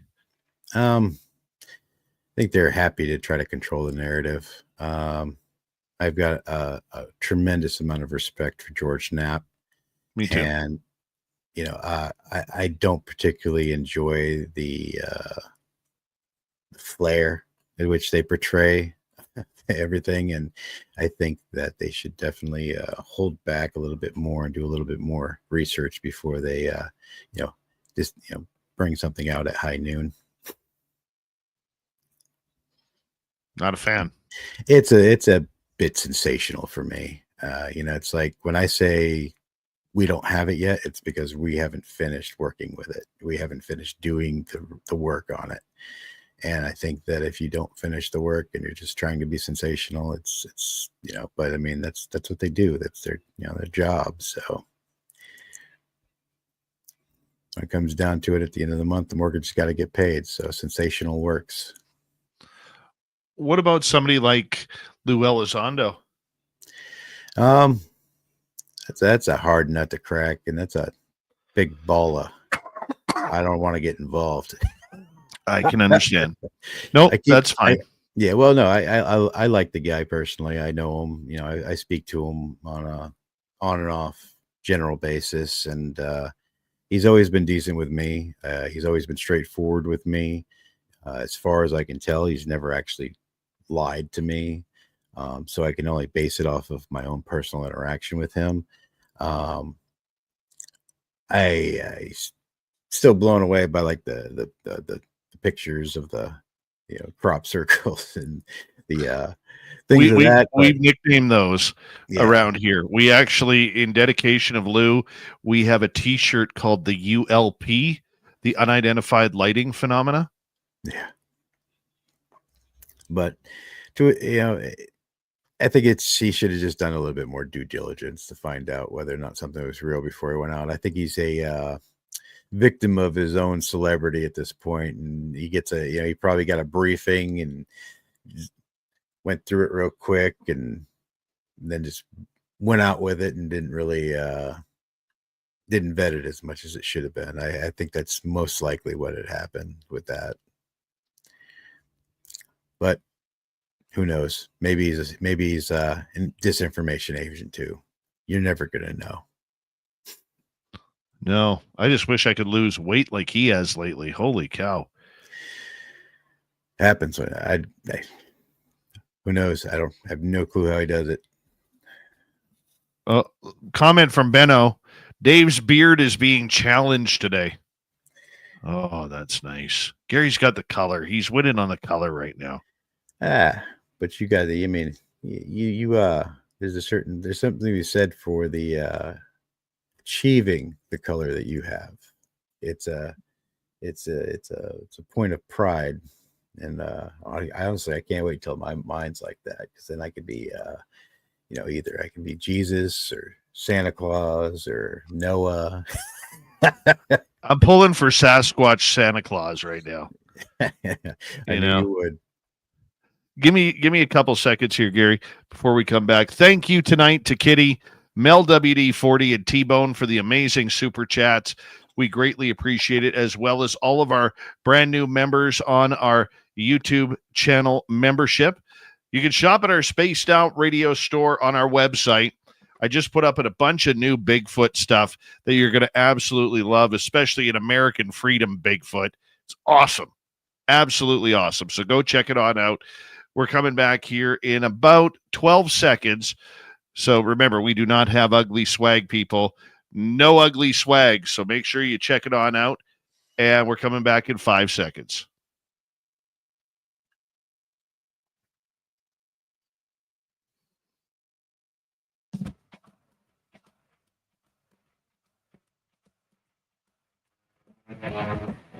Here we go with the second half of Spaced Out Radio. My name is Dave Scott. Thank you very much for tuning us on in wherever you are on this beautiful planet we call Earth. Hey, we want to remind everybody that if you've missed portions of this show or others, you can check out our free archives on YouTube or any major podcast network. Our website, spacedoutradio.com, we have a plethora of features for you. Rock out to Bumblefoot, read the news wire, check out our swag as well. You can follow us on X at Spaced Out Radio, Instagram at Spaced Out Radio Show, and on Patreon in the Space Travelers Club. Final time tonight, we say hello to Gary Voorhis. He was on the USS Princeton during the incident in 2004, where the Princeton and the USS Nimitz aircraft carrier ran into the Tic Tacs off the coast of California. He's our guest tonight. Gary, thank you for being here. Let me unmute you there. There we go. Oh, there we go. Like always, my pleasure. Gotta remember how to use that mute button. I want to ask you, buddy, in regards to this, what is something that, now that this story has been out for 8 years and it's 21 years since the incident, what is something you want the public to know about this? Don't stop pressing, don't stop asking questions about it. Don't stop, pushing your local representatives to get it more information about UAP, because there's definitely something going on. And until we can get serious scientists on board, which is starting slowly, we're not going to really be able to unravel this anytime soon. So you have kind of taken a little bit of a break on this. I mean, you were very much a public figure regarding this when this story came out for about 3-4 years, 5 years. And since then, you've kind of taken a step more behind the scenes and are much less public about it. Why did you decide to take a step back? Probably for 2 reasons. I already had my 15. It's not as interesting anymore once people hear your story, and the only thing I have to talk about is our research at this point. Everybody's heard the story. Not as many people are interested. It's easy enough to just search me on YouTube, watch one of the 500 episodes of things that you can, and find out everything you need to know about the Nimitz encounter. Or you can just go to Dave Beatty's site and check out his small video about the encounter. That's probably the best rendition if you want to know exactly how it went down. That thing gave me goosebumps. It was so on point. And that's the Nimitz encounter. You can just find it on YouTube for free. So, but the amount of time that it takes to constantly keep doing the social media takes away from my family. I'm big in the church, and I'm probably an oddball in this world because I'm a conservative Christian. So I'm not out there hunting Bigfoot like some of y'all are. And honestly, I'm a little envious because I'd love to be out in the woods with you and just to be out in the woods. But but it's I've got other priorities. I had to run the company. I gotta provide and help take care of everything that we're trying to get done too. That takes time, it takes effort, And then of course, like I said, my family and church, I do a lot for, I got 18 nieces and nephews within like a couple of miles, and I there's never a day I'm not busy. So I don't blame you. So between the fading interest in hearing my voice and being busy, Mm-hmm. I just didn't really see a reason. And then when I really did feel like kind of coming back out, me and my friend Ben, we started our podcast, and we got a couple episodes, and we kind of fade in and out there. You know how it is trying to keep that schedule going, and we were only doing it every 2 weeks. So kudos to you, brother. I won't let it go, my man. I will not let it go. Hey, I do want to ask you before we get to some audience questions here. I'm going to start off with an opinion on it. Okay. I thought the way Arrow treated the USS Nimitz incident it felt amateur. It felt like they were just trying to sweep something under the carpet that they really didn't want to deal with. Your thoughts on Arrow's description of the 2004 incident? Piss poor. Yeah, I happen to agree. My company, UAPx, we actually had a briefing with Kirkpatrick and his team. And we briefed him about Kevin's papers. We briefed him about other reports. We briefed him about basically everything in the legitimate scientific world of UAP research. We have to stick to that type of stuff when we deal with the government. So anybody that's upset that we weren't worried about experiencers and stuff like that, well, when we can't go into that realm, we have to just go with the things that we can prove, or that we know that they can prove, and then come to find out, for most of the time, they didn't even have the clearance to even pull the data that they said that they were checking out. It's like, how are you going to tell us this story when you don't even have the clearance or the you can't even pull you don't even have the ability to get the data to do the research. So honestly, after that whole incident, I just basically said, okay, Project Blue Book 2.0, move on. Did you feel let down? Yeah. I had I was really rooting for Kirkpatrick. I was really rooting for Arrow. And in the back of my mind, I said, my brain's saying, no, it's just another gateway. It's just another way for them to change the narrative so that every single one of these, all of the FOIAs that are in right now will all end up being nullified, because, now all the data is being responsible by this new organization. So you're going to have to resubmit, thousands of FOIAs. I thought it was just a way of screwing up FOIAs and paperwork and being a new gatekeeper. And I was right. And that bad voice ended up being right.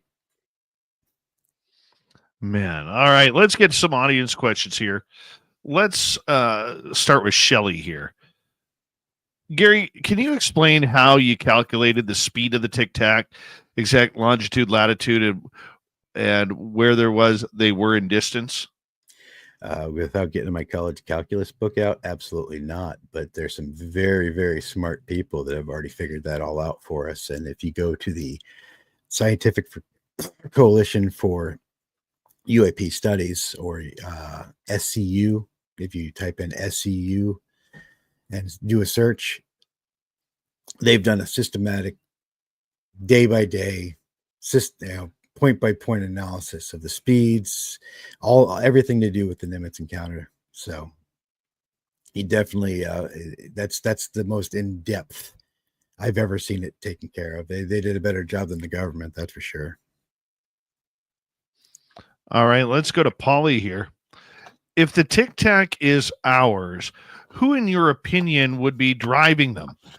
Hybrid super soldiers, drone operators? What would it take a human to drive it? It would either be, depending on the technologies involved, if they're anti-gravity, and basically meaning that the inside of it there's no inertial forces being pushed upon the pilot, then we could have a human pilot. But if there's if that exists, if that technology is not part of that package, then I would say it's probably either an AI or remotely operated like a drone. All right, let's move on to Candace here. To your knowledge, Gary, what's the most advanced technology you've seen or experienced to date, if you are able to say? Oh, absolutely. The Tic Tac. There's nothing more advanced than that thing. I've never seen it nor heard of anything more advanced than it. Well, let me follow that up then.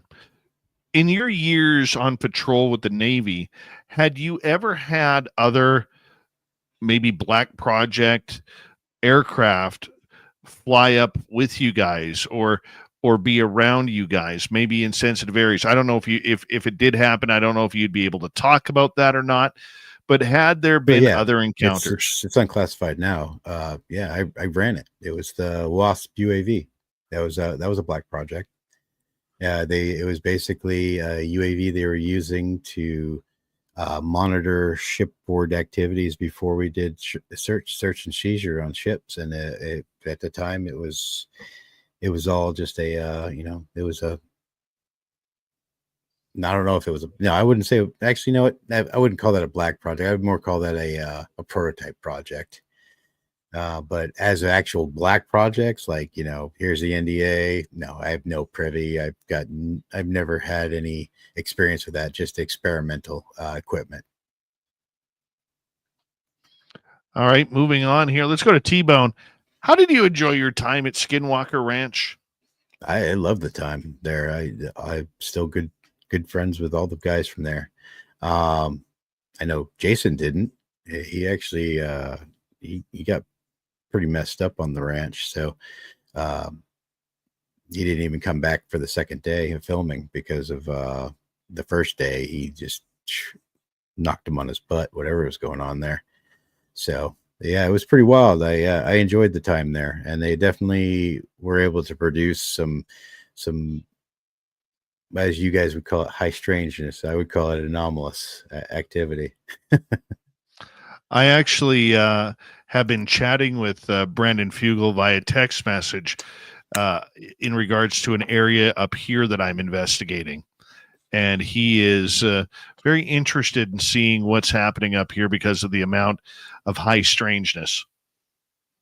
Yeah, it's kind of cool. If your government wasn't going so weird, I'd come up and say hi. All right, let's get to Paramarv here. Recently, some folks are saying that the Tic Tac you encountered was man-made. Based on your knowledge of our capabilities, do you have any reason to believe that is true? I know it's already been asked, but I'll just ask that.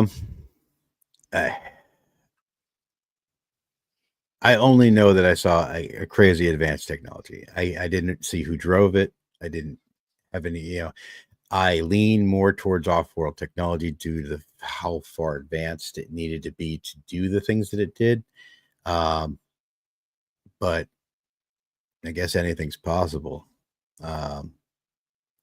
Until Tic Tac stops and somebody hangs out the window and waves, if it has a window.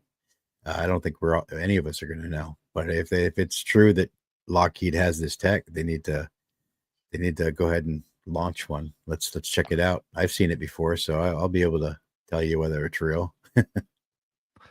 Are you surprised that there haven't been more incidents like this, or maybe there have been, but they just haven't been publicly reported on?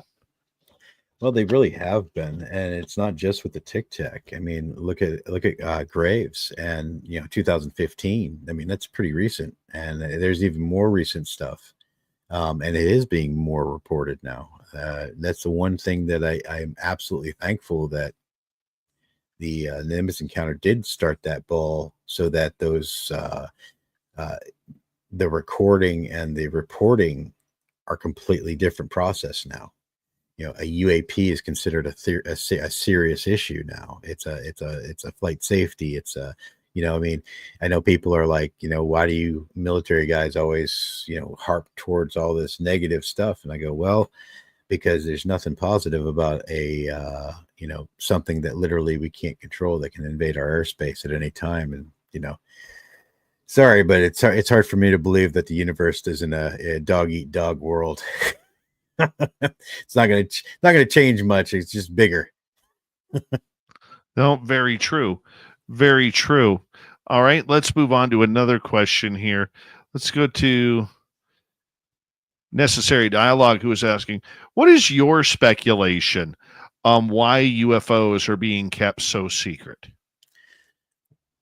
I can think of two things off the top of my head. The first thing is if you don't have enough information about something, but you have some, like if I had there's always a situation where you're not going to want to tell somebody something. And if you could have the most beautiful relationship with somebody, but there's a situation that could always arise where you wouldn't want to tell them. So say there's a situation that we don't own this planet, but the only thing that keeps us safe is the fact that we don't know that. Basically, whatever keeps us happy slaves to our situation keeps us safe. But then as soon as that Pandora's box is open, well, we're going to have a whole different lifestyle. That could be a good reason to keep it a secret. The other reason is they could have died a long time ago, and all we're doing is picking their bones. And now it's all about control. What do you think about this narrative control that we see going on, whether it's happening in the media, whether it's happening with the messages that are coming out? Orwell is rolling around in his grave. You're not happy? No, I'm not a big fan. Do you think that these are threats? Do you think the threat narrative was pushed too far? I'm not going to run around saying the sky is falling. All I know is that whenever any two civilizations meet for the first time, whichever one is the more advanced, it usually doesn't go well for the one that's less advanced. Just look at all of our history. We've done the same thing to our own people throughout, over and over again, no matter how advanced and how much we want to toit that we live in a modern society. We still do it. We still do it today. So how's that going to change if we have another advanced civilization that's introduced to us? What are your thoughts then on, in the last week and a half, we've had Vice President J.D. Vance and now DNI Tulsi Gabbard both coming out talking about UFOs? I don't give it much credence unless it ends up with some legs. Because I mean, honestly, every single thing that's come out of Washington's been a lot of hot air so far. I mean, it's basically a rinse and repeat of here's a little dog bone, here's a little treat, here's a little something you didn't know, and now we're gonna go ahead and put all this other stuff back in the bag. Don't look this way. I think it's a Wizard of Oz moment. Don't look behind the curtain. So, with that being said, do you think then that we need any more hearings? Do you think we're at a point where the hearings are becoming monotonous? I think that they've made them ridiculous.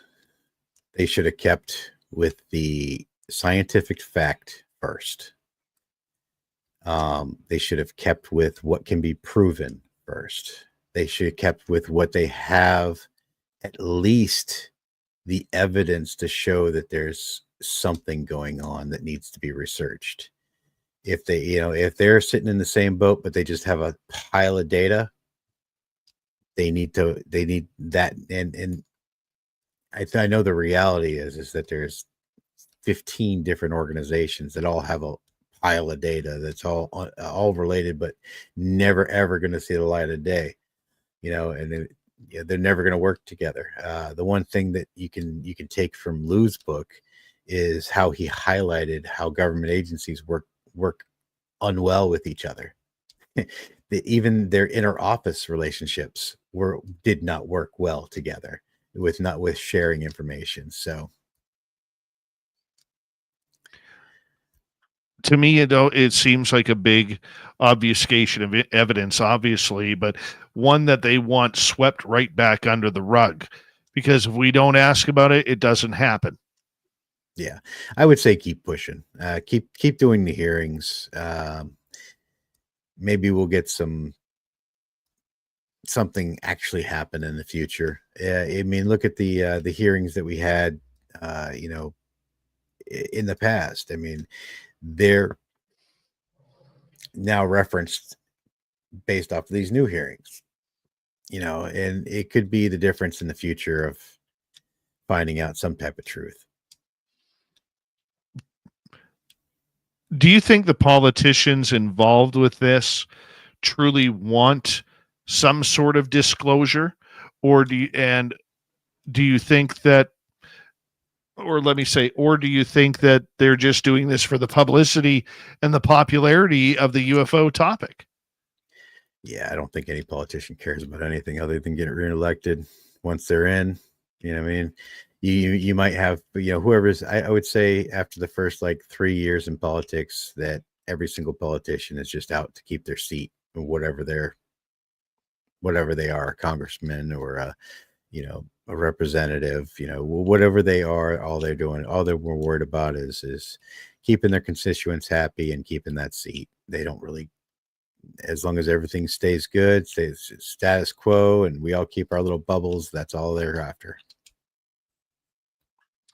See if we can sneak in one more question here. Let's go to, let's see, your Jules here. Could the Tic Tacs be seen from the decks? And you already answered the question. Was there any fear amongst the ranks? I didn't hear of anybody that's scared, but everybody reacts differently. I had zero fear the entire time, and I don't think it's a brave thing. I think it's just, I might have been just too stupid to be scared of it. And yes, you just see it in the distance as a light at night. I will end it with this, as we got about 2 minutes to go, Gary. Mm-hmm. Do you still believe in disclosure? I believe eventually it'll be forced. Like a catastrophic disclosure? Yes. Matter of fact, Matthew Shadagas actually he wrote a piece about that, about catastrophic disclosure, and how as our technology becomes exponentially more advanced commercially, that they're going to have no choice but to disclose, because we'll be able to capture the evidence ourselves, which is the whole point to UAPx. In our lifetime? I think so. I mean, because it's exponential. Maybe not our lifetimes, but maybe some of our younger audience. So do you believe then this is more, like I've been saying to people for the last couple of years, we're more in a confirmation movement than a disclosure movement? Yeah. Well, I think the confirmation that there are UAPs is already here. So, I mean, technically disclosures happen. Now, the disclosure that everybody wants is all the information from Roswell on. And, honestly, I would not wait up for that one. What do you think they're hiding? What's the secret in Gary's mind that they don't want to give up? I need a 40-second answer. We're not in control. Is that short enough? Well, I would have hoped for about another 10 seconds, but I'll accept that. Yeah. My friend, it is always a pleasure. Yeah. It is always a pleasure to have you on Spaced Out Radio. You got an open door here. And I appreciate that. And anytime you want to come in, tell everybody where they can find UAPx. You can go online and search us at UAPx. It's wow, you got me so tired. It's so late for me, guys. But you can search UAPx online. It'll be under I can't think of it right now. Well, just Google UAPx. It'll be right there. It's 2 a.m. for me, and I've been up since 5. So no worries. Gary Voorhis, everybody. Swamp Dweller is next. You're listening to Spaced Out Radio with with your host, Dave Scott.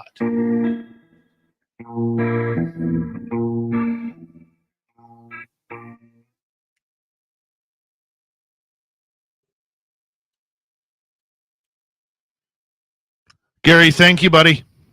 No problem, man. I appreciate you. Sorry if some of my opinions are a little against the grain there, but it's I think they're great. I do. I think they're great. Go get some sleep, my friend. yeah. So I'm tired. I want to go to. All right, buddy. Take care. Yeah.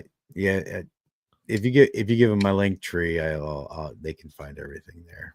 Yeah, it's there you already go. posted. The It's link. already posted in our chat room. Yeah. All All right, bro. Take it easy, brother. Good night. Gary Voorhis and that incredible beard on Spaced Out Radio. I'll be right back.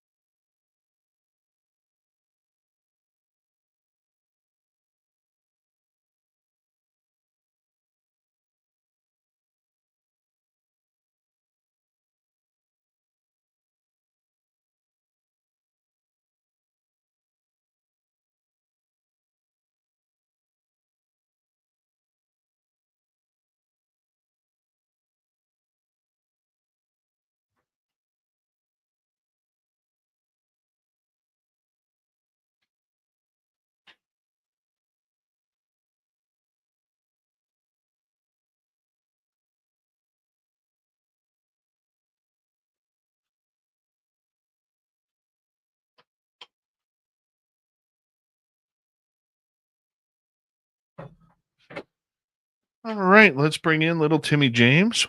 My clock is like really off.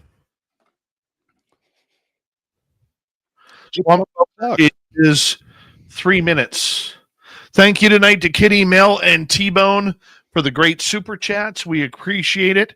Thank you to everybody who in the last week and a half has joined our membership club on YouTube.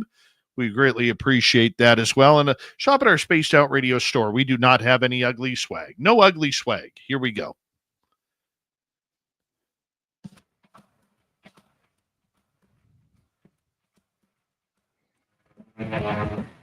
Here we go with the third and final hour of Spaced Out Radio tonight. My name is Dave Scott. Thank you very much for tuning us in wherever you are on this beautiful planet we call Earth. Hey, we want to say hello to everyone listening in on our terrestrial affiliates around North America, digitally on every major podcast network. Our website, spacedoutradio.com, we have a plethora of features for you. Rock out to Bumblefoot, read the news wire, check out our swag as well. You can follow us on X at Spaced Out Radio, Instagram at Spaced Out Radio Show, and on Patreon in the Space Travelers Club. The Desert Clam has set the password for tonight in the SOR Space Travelers Club, Talalgia. Talalgia is your password. Use it wisely, Space Travelers, as the Clam sets the password each and every night, right here on Spaced Out Radio. Let's head to the swamp. Hello and welcome to Spaced Out Radio's Swamp. I'm Swamp Dweller, and tonight I'm going to take you on a mystic journey of the unknown, sharing tales of monsters, legends, and nightmares. Welcome to the Spaced Out Radio Swamp. You know what? I played an empty track. I had it all loaded up, and there was like no audio there. You can do it. Well, thank you, Swamp Dweller, for that imaginary story right there. It was invisible to our ears. It was absolutely great. If you want more Swamp Dweller, if you want more Swamp Dweller, just go to his YouTube channel, hit subscribe, ring that bell. Thousands of stories just like that one, but a little bit more audio for you to choose from. Let's go to the UFO report. That is an interplanetary flying space saucer.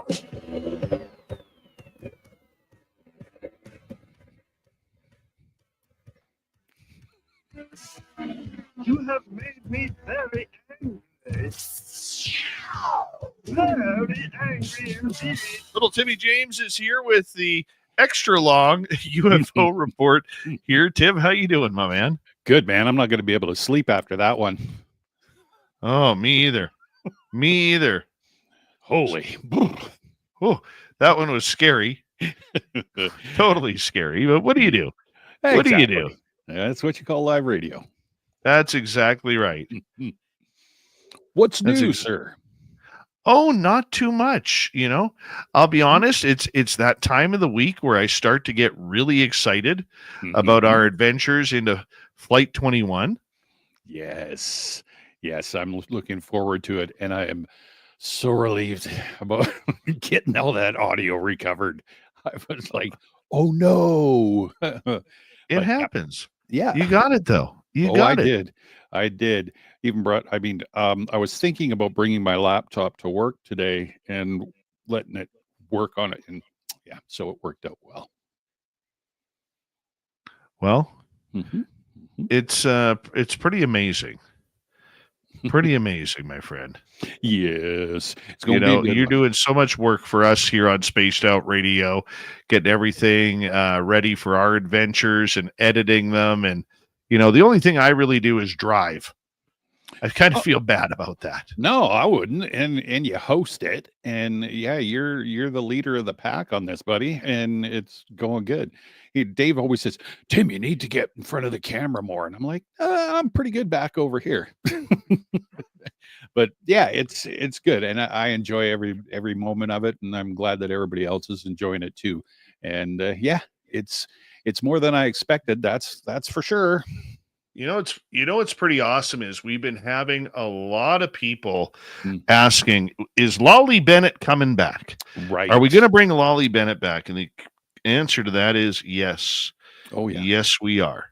Yeah, she it's weird, but she just seamlessly fit in, and it was like I don't know how to explain it. It was just like another piece of that puzzle, and she fits perfect. So yeah, I'm really looking forward to going out there, and hopefully she'll be there this weekend again. Oh, no kidding. No kidding, my man. What do you got for us tonight? Well, we got a little bit of Tulsi Gabbard news here. So, just earlier this week, Tulsi Gabbard, the U.S. Director of National Intelligence, joined Miranda Devine on the New York Post's Podforce One podcast to address the topic of extraterrestrial life and UAPs and UFOs. Gabbard expressed a clear stance, stating, "I believe aliens could be real, and we need to seriously consider the possibility." She focused on a wave of drone sightings over New Jersey in late 2024, which had drawn public attention and official scrutiny. Gabbard questioned the Biden administration's explanation that the incidents were an overreaction to mundane objects, saying, "The public was told it was nothing significant, but I'm not buying it. There are too many unanswered questions." She emphasized her role in seeking clarity, noting, "As DNI, I'm committed to digging into what's really going on, even if it's uncomfortable." While withholding classified details, Gabbard hinted at broader implications, stating, "What we've seen in the skies raises questions that deserve straight answers, not dismissals." Her comment reflected a push for transparency on UFO-related issues, aligning with her ongoing efforts to challenge official narratives within the intelligence community. I have one question. Where's she been all this time? All of a sudden, her, JD Vance, bam, bam. It's like, I'm just my brain. I found it very interesting as well because, I mean, to follow up on that with, what J.D. Vance, the Vice President of the United States, said last week, that he's going to be doing a deep dive this August while, everything's on recess in Washington, D.C. Like Gary just stated a few minutes ago in the last half hour, a lot of these politicians, they're about themselves. They're about the rhetoric. They're about saying what they feel the public wants them to say, and then they end up doing nothing about it. Whether or not that's just ego, or whether or not, the NDAs or the Secret Service comes up to them and says, yeah, we're not going to be talking about those topics very much. Right. So I find that incredibly interesting regarding that. And so, in regards to Tulsi Gabbard, were you shocked by her comments? Because she seemed to talk very openly. And in fact, to move it a little bit further, she also said she had to be very careful with what she said because her personal beliefs on the subject, could accidentally cross over to what her security clearance and her NDAs say about the subject as well. Yeah, I was totally surprised because, like I just said, where did this all come from? Like, I don't know. I didn't see her jumping on board when Anna Paulina Luna or any of that sort of, any of the other people that got involved from Jump Street. I'm skeptical but surprised. I'm not sure where this comes from, or is, not trying to be negative, going to be positive on this. Could this be the move forward with what they call the UAP disclosure? Is this is this leading up to something? I don't know. Is this the next chapter in the Anna Paulina Luna team's, I guess, information releases? I'm not sure, but I was quite surprised with it, and with the minimal amount of information that I got, I'm still sitting on this one a bit, and I'd like to see if she comes up with anything more, or if this was just a one-off. Who knows? But yes, definitely surprised. I hope the next interview she does, that somebody takes attention to what she was stating, Mhm. and you can actually get somebody to follow up on those questions, because Yeah, I do believe they are important. I agree. I agree. And if she's straight shooting, that's great, because again, like we always say, that ball, moving that ball forward, that would be optimal, I guess is the word I'm looking for. But time will tell. Like a lot of the stuff that we research and go down the rabbit hole to with, sometimes it takes time before we get the real answers. Very true. Very true. We got 13 minutes left. I know you had a piece that you've got written up. Yeah, I do. And it was, and I'm okay. So I'm not jumping on Dave's coattails on this one, but it's one of those things that, I've heard said so many times, and I put a little bit of thought into it. So Dave's brought up, and I think we've all brought up, the new podcasters and go-to guys in the UAP world, and I'm not 100% sure. So like I said, I wrote a little bit of a piece on it here, and so I'm just wondering if UFO podcasters and fake experts, are they muddying the waters for clicks? I think so. So the surge of interest in UFOs has unleashed a flood of new podcasts and self-styled journalists, in quotes, clamoring to cash in on the mystery. These opportunistic voices, armed with microphones and minimal knowledge, are flooding the airwaves with half-baked theories and recycled narratives, dragging a serious topic into the realm of sensationalism. Their ignorance of UFO history and their click-driven motives are not just annoying, they're actively harming the pursuit of truth, misleading audiences, and undermining decades of credible research. So consider the 1967 Malmstrom Air Force Base incident, where UFOs allegedly disabled nuclear missiles, or the 1980 Rendlesham Forest case, Britain's most compelling UFO encounter. These events, backed by military witnesses and declassified documents, demand rigorous analysis. Yet, the new wave of podcasters and YouTube experts rarely mention them, let alone understand their significance. Instead, they churn out content littered with tired alien stereotypes or wild conspiracies about government lizard people, oblivious to the nuanced history of UFO research. They skip over foundational work like Project Blue Book, which documented thousands of sightings from 1947 to 1969. Or the 1976 Tehran sightings, where Iranian pilots encountered luminous objects that jammed their electronics. This isn't just laziness, it's a betrayal of a field that deserves better. The damage is real. The newcomers, with their superficial takes, lead curious listeners down rabbit holes of misinformation. They frame UFOs as entertainment, not a phenomenon that challenges physics or greatly expands our universe as we know it. By ignoring the historical record, like the 1952 Washington, D.C. flyovers that prompted Air Force scrambles, they reduce a complex topic to sci-fi sound bites.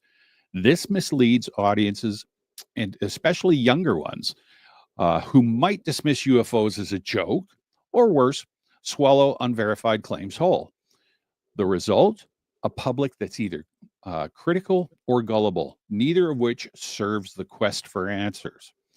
What drives this flood of fake expertise? Clicks and cash. Podcasts like these thrive on sensationalism, weaving UFOs into a grab bag of conspiracies to hook listeners and boost ad revenue. Self-proclaimed journalists, again, journalists, often lacking any background in science or investigative reporting, jump on the UFO bandwagon because it's trendy, not because they've studied the 1997 Phoenix Lights or the 2006 O'Hare airport sightings. Nothing like that. Their goal isn't truth.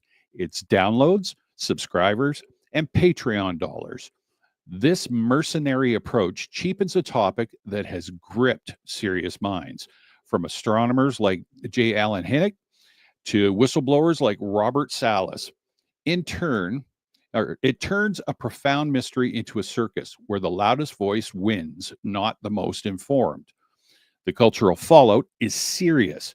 The credible research like those behind the 2021 Pentagon UAP Task Force report are drowned out by podcast bros speculating about interdimensional Bigfoot. The public loses trust in the topic's legitimacy. Serious inquiry gets sidelined, and policymakers hesitate to fund research when the disclosure is hijacked by profiteers. The 2023 congressional UAP hearings, featuring testimony from military insiders, should have been a turning point. Instead, they're buried under a deluge of low-effort content from hosts who can't distinguish a garden rake from a spacecraft. Like the way I did that? This isn't a call. This isn't a call to gatekeep curiosity. New voices are welcome, but they must do the work. Read the declassified files. Study the physics-defying maneuvers reported in the 2004 USS Princeton encounter. Engage with the decades of data, not just the latest viral video. Until then, these podcasts and, quote, journalists are just noise, profiting off of mystery they don't respect. They're not advancing the conversation. They're selling it out, leaving truth seekers lost in a fog on their own making. And in ending this, Dave Scott and Spaced Out Radio, thank you for your unwavering commitment to exploring the UFO phenomenon with integrity, intelligence, and genuine passion for discovery. Your dedication to truthful storytelling and thoughtful discussion, unswayed by the lure of clicks and commercial gain, has earned the trust and respect of your audience. Here's to continuing the pursuit of knowledge and understanding, free from sensationalism and driven by sincere quest for truth. Thanks, buddy. Well, hold on. Make me put a hat on just so I can, give you the old hat tip right there. I appreciate that. I do. No worries. I don't begrudge anybody for picking up a microphone and getting into this subject if it's something that they love. I really don't.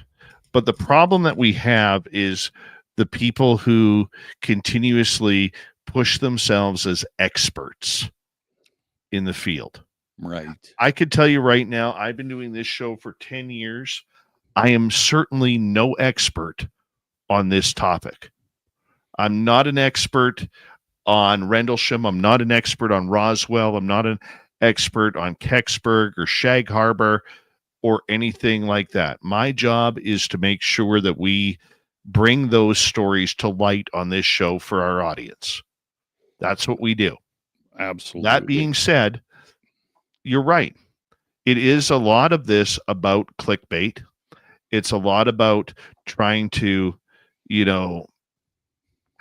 encourage subscribers or rage bait people or do whatever you can to try and, get that down the road. Yeah. Get that story and that show down the road.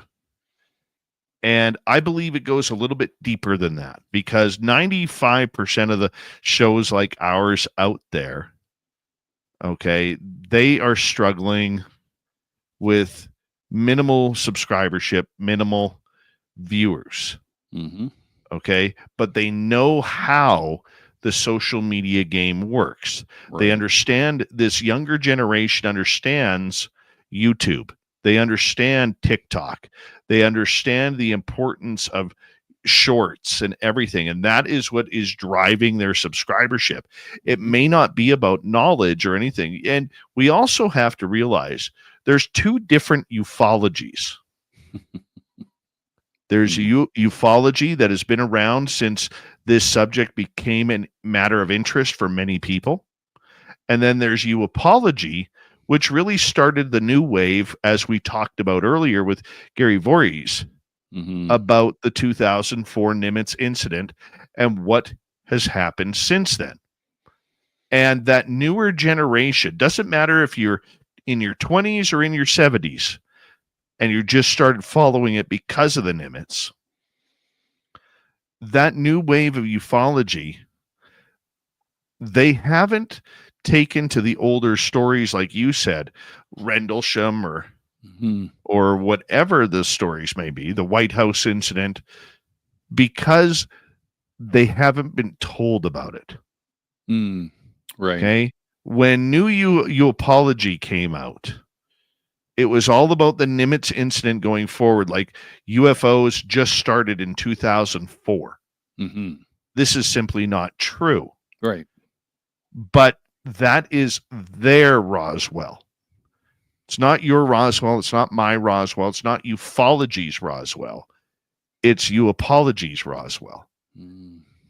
And I would argue the difference in anything about that, because there are two different aspects to ufology.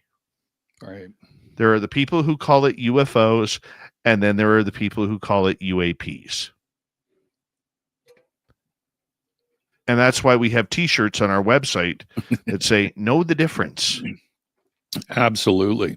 You know, but the problem that we have is with any social media, whether it's UFOs, whether it's Bigfoot, whether it's sports or politics or anything you want to put your name on, there's a 1,000,001 podcasts for every topic. Oh, easy. The audience will eventually go to a bunch of different shows, but the one they can relate to, that's where they stay. It doesn't matter whether the person has 1,000,000 subscribers or 112 subscribers.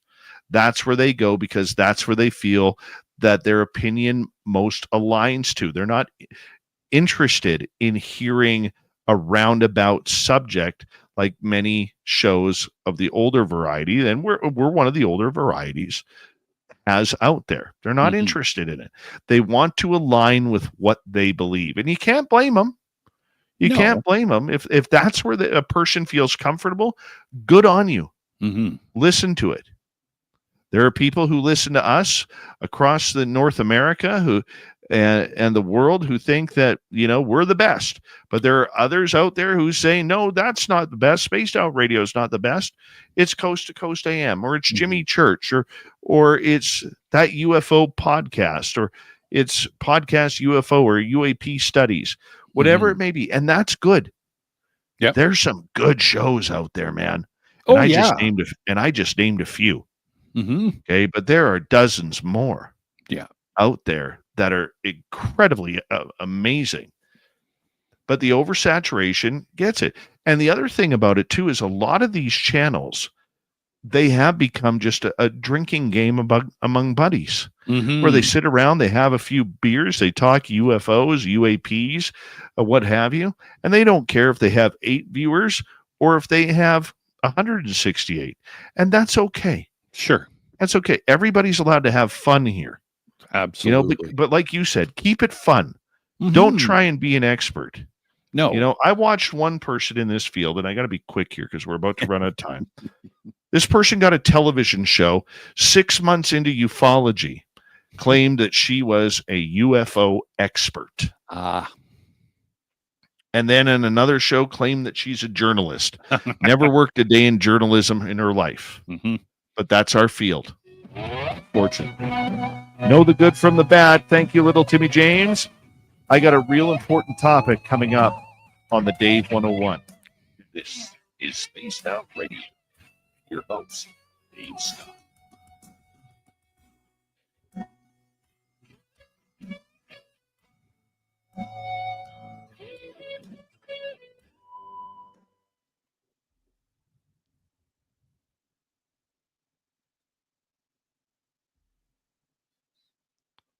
All right, we're clear. You might want to pay attention, Tim, to the Dave 101 tonight. I most certainly will. Yeah. I'm going to open up a can of worms. Excellent. Yeah. I can hardly wait, sir. That's why I love the Dave 101. Open up them worms, buddy. Yeah. I will tell you right now, this is one I don't want to do. Oh. But I'm going to. All right. All right. Lex Diaz, you know me. I don't mention names because that starts drama. Yep. Yeah. Yeah, it was like when I was writing that, I was like, "Ooh, this podcast." I was like, "No, I'm not going to name anybody." What are you doing, man? Uh, Alrighty. Well, then I'm going to take off and go sit over there and watch you do the Dave 101, my friend. All right. Just like the Pope would say.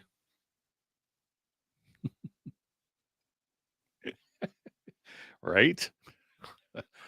All right, everybody. Good night, and we'll see you in the chat room. See you later, bud. All right. Later. Later. Oops. Holy, how many times I got to hit this button? I was just about to say, get out of here.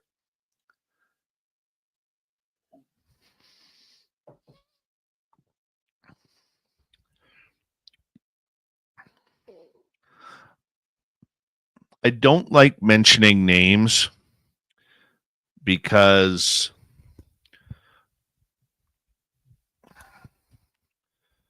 one second here. Because it stirs drama.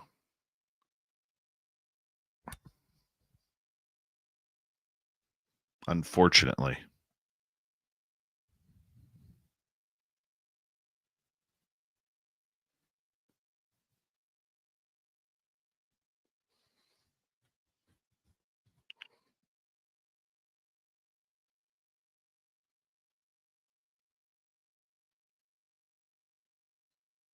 Although I am going to start a little bit here with the Dave 101.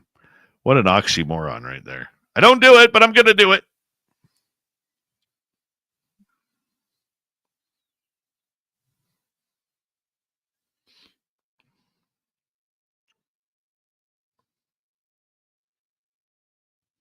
Yeah, but the podcast audience is still listening, Paramarv. So is YouTube. Because remember, you're watching on YouTube.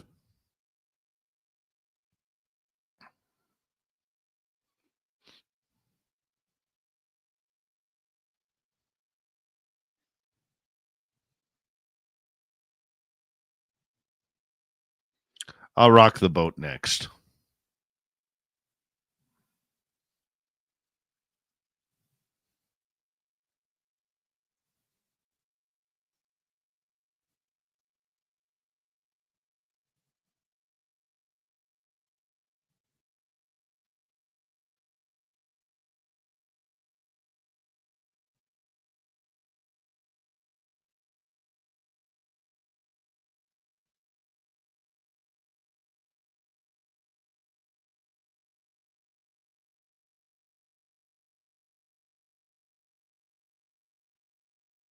Josephus, how are you? Stu effin Gerson.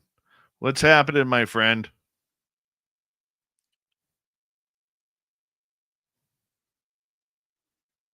You know, people named Stu are usually badasses.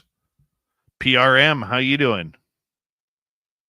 I am feeling much better today. Thank you. It will not be about my depression, but it will be about something in the UFO world.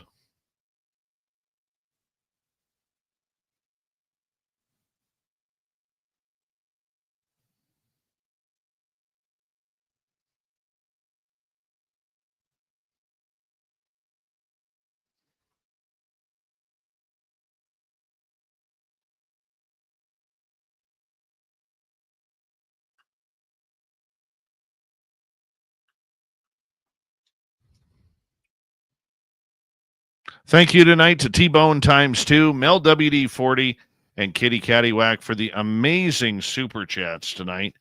Greatly appreciate the love and support you guys give us. Remember, you can join our membership club here on YouTube and, of course, shop at our Spaced Out Radio store. We do not have ugly swag, people. No ugly swag, so make sure you check it on out. And we're going to come back here in about 10 seconds.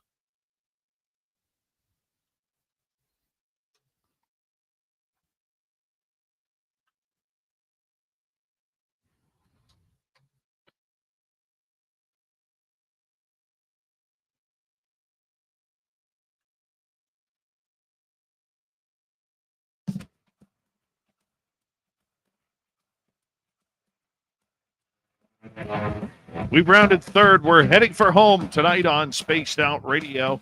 Good to have you with us. My name is Dave Scott. We appreciate you tuning us in wherever you are on this beautiful planet we call Earth. We want to remind everyone that if you've missed most of this show or others, our archives are always free on YouTube or any major podcast network. Our website, spacedoutradio.com, we have a plethora of features for you. Rock out to Bumblefoot, read the news wire, check out our swag as well. You can follow us on X at Spaced Out Radio, Instagram at Spaced Out Radio Show, and on Patreon in the Space Travelers Club. It's that time of the night, that time of the week, where I yell at each and every one of you to get off my lawn. It's a Dave 101. Open up the doors, Dave. Dave. What this is? It's a Dave 101. I can see you're really upset about this. I honestly think you ought to sit down calmly, take a stress pill, and think things over. Leave the car! Leave the door!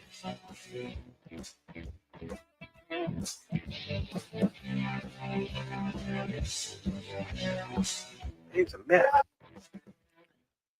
All right, this is a Dave 101 that I really do not want to do. And there's a reason for it. And by the end of this, you will understand why I'm very uncomfortable talking about this Dave 101 tonight. You see, it's personal because I have a good friend in this field who I love and adore. And sometimes you have to stand up for people who are getting absolutely railroaded within our great community. And I'm going to get to that in a minute, but the uncomfortability that I even have to do this will probably open up a can of worms within the UFO world, and I am prepared for that. Because what is happening here is absolutely unconscionable. Now, I talked to this person, and I'm going to keep their name out of it for now because it is their story to tell, not mine. So why am I saying it then? Because it's been bothering me since I had a conversation with this person 2 days ago. And they let me know that their days in ufology are probably done, finished, and maybe, hopefully, it's only temporary. But I'm not so sure right now. You see, I try to give everybody the benefit of the doubt. I try to be Canada or Switzerland, where everyone is welcome, everyone is allowed an opinion, and person A may not get along with person B, but I'm not getting in the middle of that fight because it has nothing to do with me.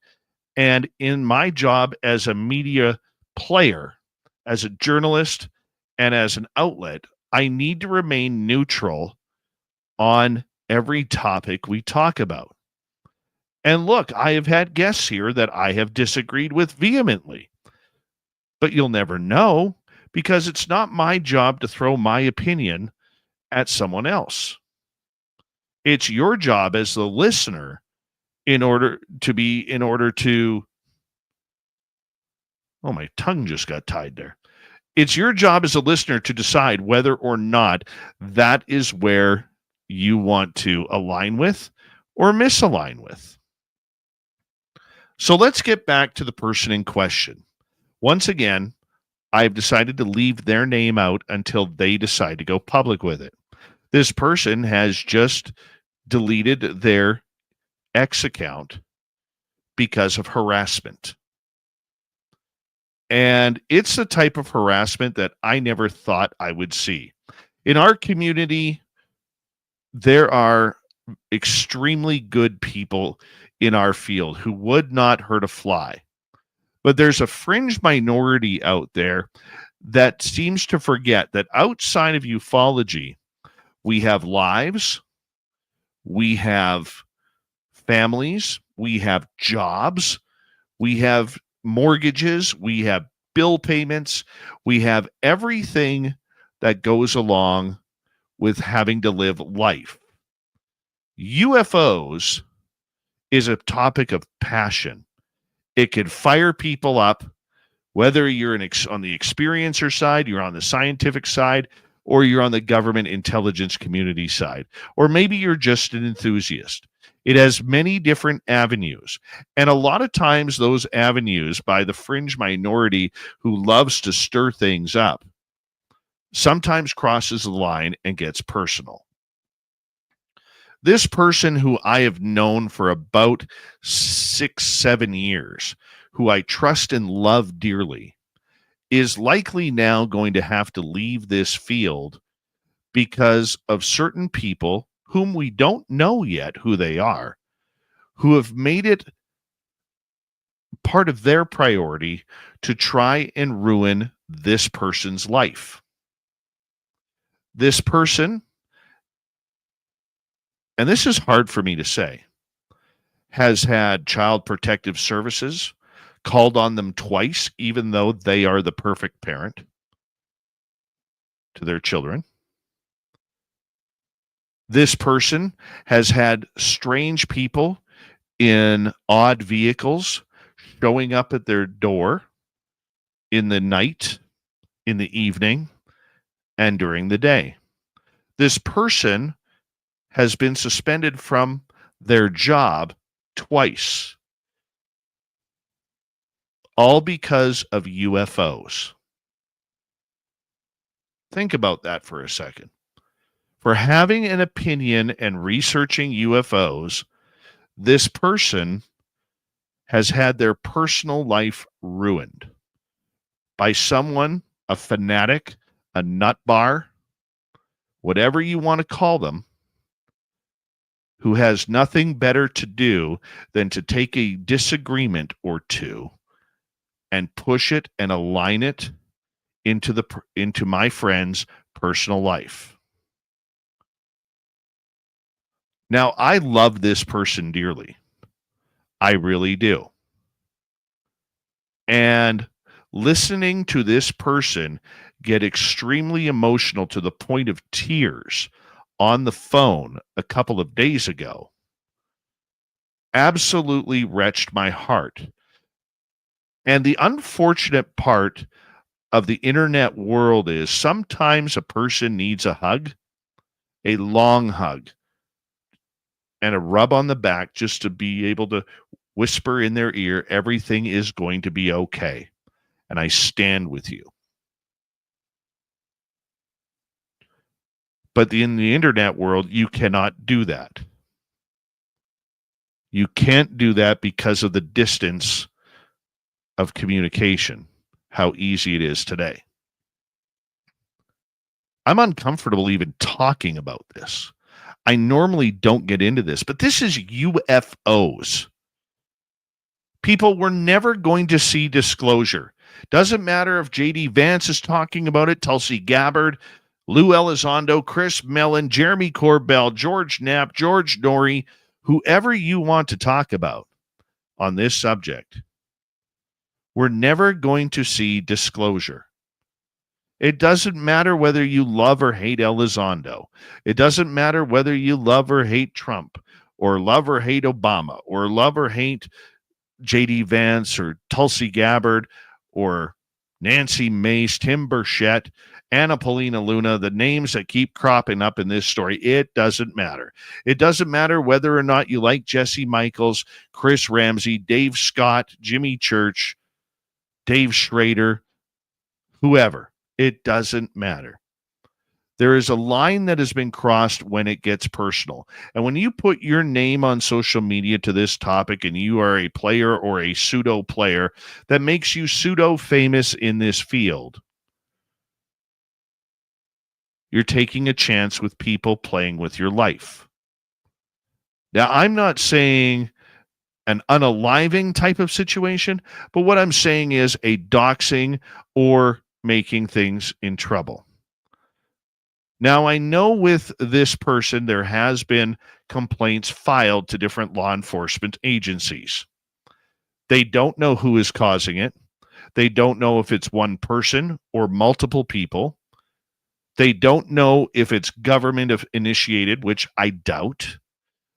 This person who absolutely tried to trust everybody now doesn't even trust her closest companions. This person who I absolutely adore is scared to answer their phone. They're scared to check their computer. They're scared to check their email. They're scared to go to work, to pay their bills. All over UFOs. There are people in this field that I don't like or I don't respect. And I think that goes with everybody. I know there are people out there that don't like me. They don't like this program, and that's okay. They don't have to listen. Okay? Everybody's going to have a critic. Doesn't matter what portion of life you are in. Whether you're a lawyer, whether you're a radio host, an athlete, gas station attendant, server, bartender, it doesn't matter. You're going to have people who love you and people who don't. But when you're in the public eye, like many of us who put ourselves in the public eye, especially with broadcasting a show like this, or maybe doing interviews about your research, that moves up tenfold. And it makes no wonder why many of these people in the UFO world or cryptid world, the scientists, the government officials, are extremely picky with whom they will associate with and whom they will allow to interview, because they don't have time to go through each and every host of the 30, 40,000 YouTube channels regarding this subject in all different languages to actually maintain a knowledge of who's good, who's going to treat them right, and who is downright nasty. My friend doesn't deserve what they are going through. My friend, who I love and adore, doesn't deserve the hate or anything like that. My friend may be a little bit controversial to people, and like any other researcher, my friend has burnt bridges. But never, ever should it cross to the point of going after someone's family, going after someone's career outside of this, going after someone's bank records, cell phone records, trying to absolutely ruin everything in their life. How this sicko is doing this, or multiple sickos, I don't know. This person doesn't know if her phone is tapped, her computer is tapped. This person doesn't know. What this person does know is that they are scared right now. They're scared of their own shadow. All because of UFOs. It sounds absolutely ridiculous, but this crap needs to stop. This crap needs to end right now because it's not worth it. And now we have the potential in our field of losing an incredible researcher and an incredible voice for our community, all because one psychopath or more has decided to make it their mantra to ruin this person's life. And likely a person they've never met. You know, I've seen people act tough on the internet before. And when you get face to face with them, you realize they are a completely different person. There are people in this field that I really didn't want to meet, but when I finally met them at a conference, I went, wow, that person is actually a really nice person. I really, really need to know them more. I need to be better. We all need to be better. We all need to be able to take our talents and use them for the good of bettering this field and not bringing people down. It's disgusting once again that I have to even talk about this. And if this person decides to come forward with everything that has happened, I hope they do it on this show, because it's a story that needs to be told. But there's a lot of anger, a lot of fear, and a lot of sadness that has to be healed before this person can come on the air. That is your Dave 101. As God is my witness, I thought turkeys could fly. Ladies and gentlemen, here is the latest bulletin from the Intercontinental Radio News. I am good at things, fighting and reading the news. It's time once again for Spaced Out Radio's Weird News of the Week. All right, let's start off with the United States Air Force, because guess what they want to do? They want to spend about, I don't know, a couple $100,000 on buying a pair of Cybertrucks. Why? So they could use them for live missile firing testing. Yeah.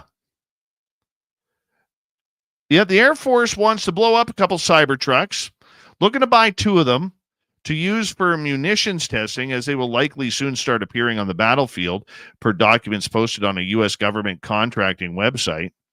The pickups are a part of a larger order of 33 vehicles for live missile firing testing at the White Sands Missile Range in New Mexico. The contract stipulates that the Cybertrucks need only be towable, not functional, and their batteries must be removed. The procurement documents were first reported by the defense blog The War Zone. In a separate document justifying why the Tesla vehicles were specifically required, well, let's just get into it. Why?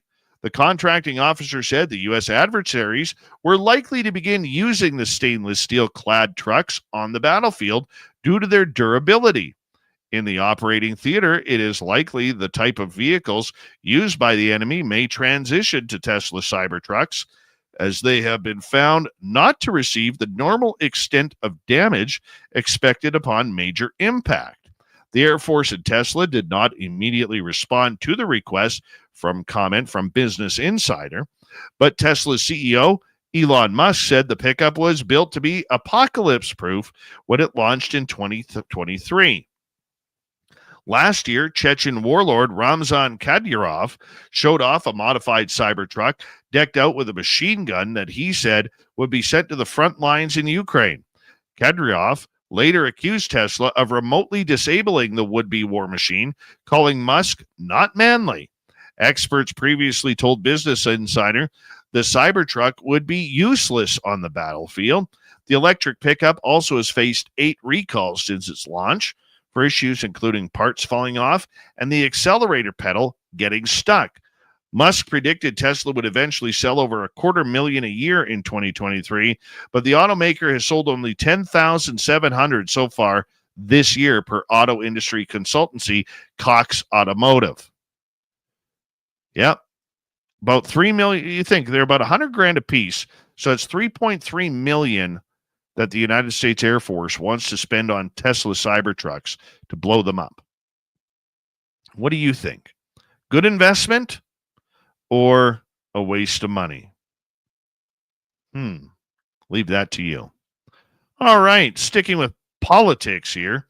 2 MPs in Tonga's parliament, including Police Minister Paulina Piukala, have been suspended after they got into a brawl during a parliamentary debate. Yeah, the Legislative Assembly of Tonga descended into absolute chaos, even people swinging chairs at each other, much like a battle royal in the WWE, all over politics. Yep, that's what happens. So iNews understands the fight started when the police minister took exception to Lord Tuikalepa telling him to stop shouting when addressing the House, and so he walked over to his seat where punches were now thrown. Other members tried to hold the struggling pair apart from each other. Video of the pair absolutely going fisticuffs.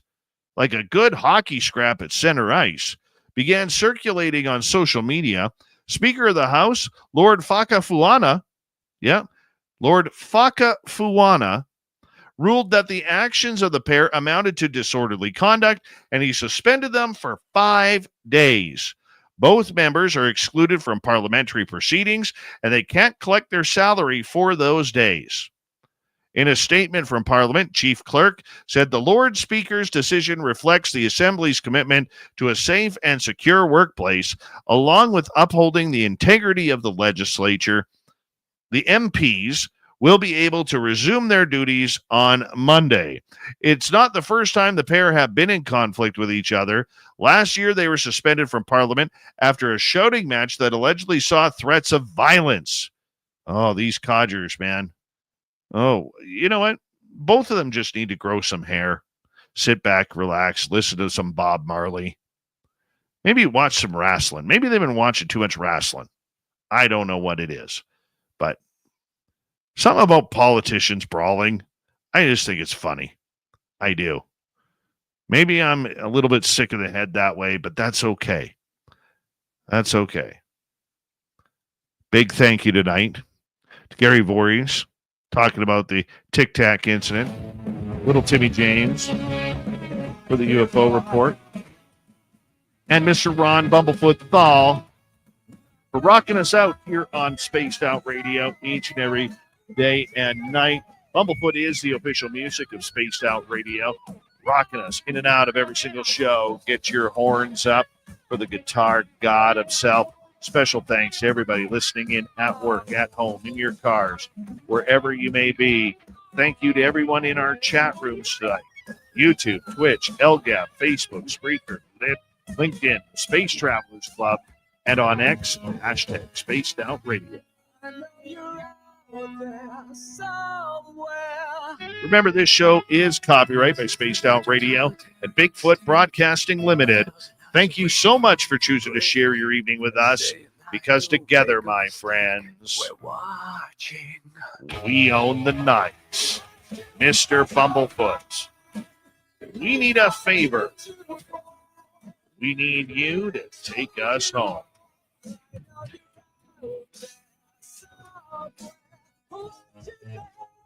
Yes, the Woo train has docked for the night, but soon, my friends, we shall ride again. Your seats are always available. Your tickets never expire. And if you want to bring a friend, we've got room for them too. Good night, everybody.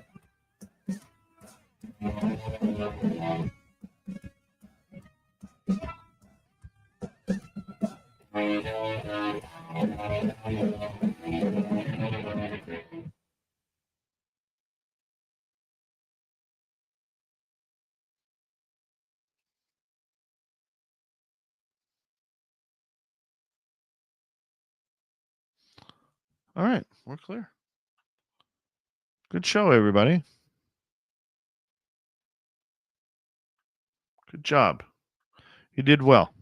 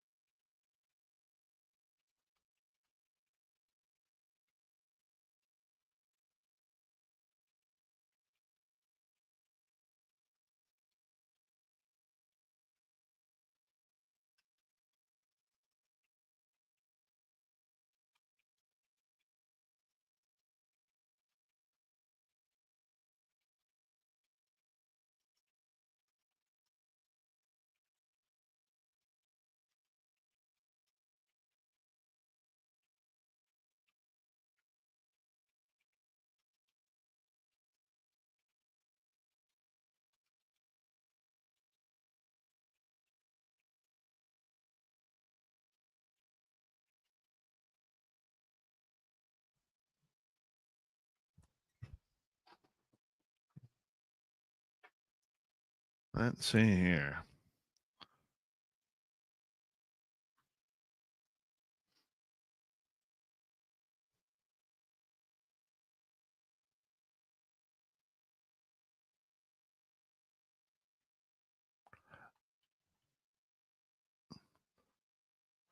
In regards to not naming the name of the person on my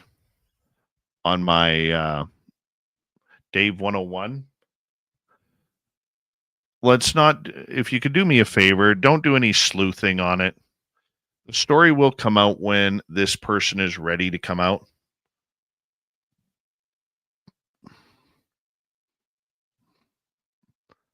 And I would appreciate that.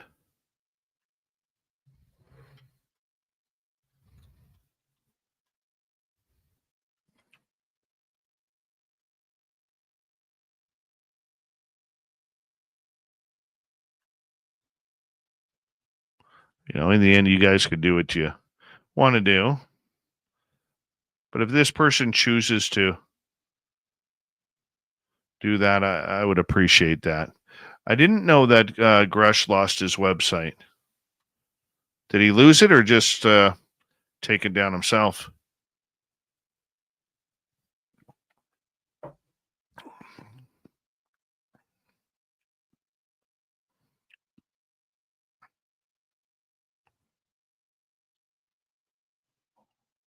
Oh, lost his lawsuit.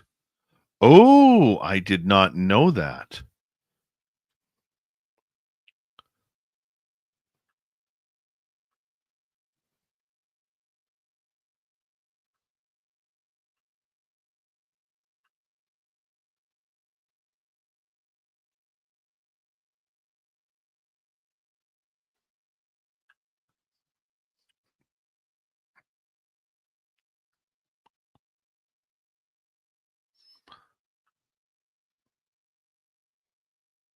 I'm going to have to find that now.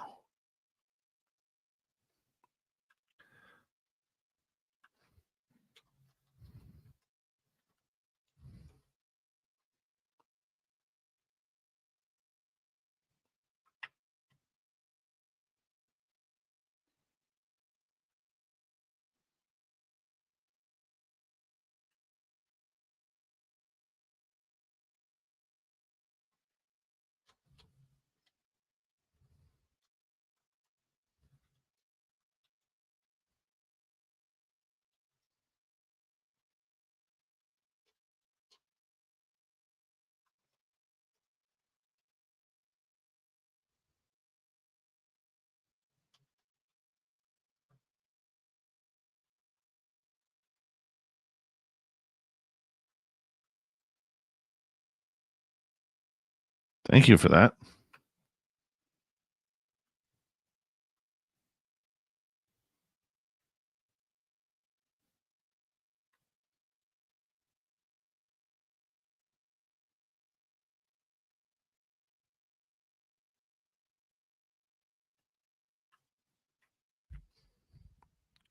Yeah, I just retweeted that.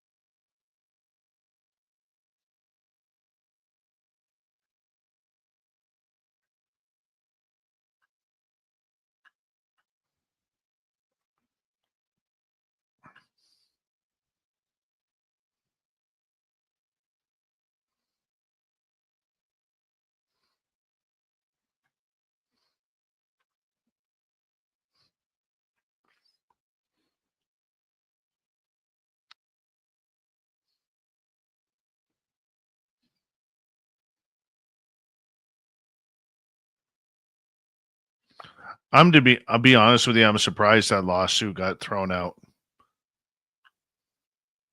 I really am.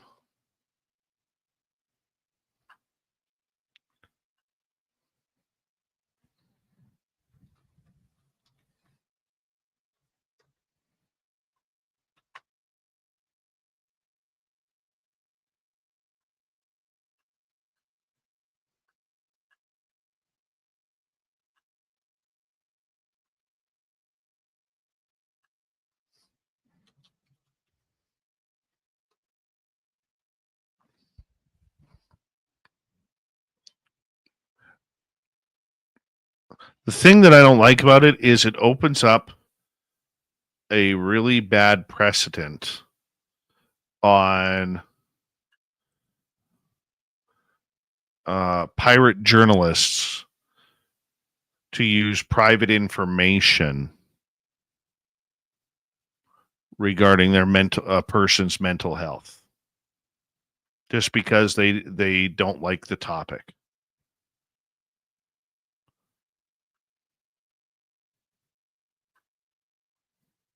And it's not a cancel culture thing, but I don't know. Maybe I worked in sports too much.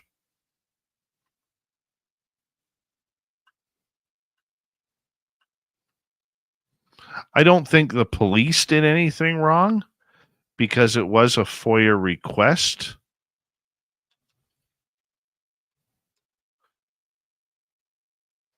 But I think the journalist was wrong.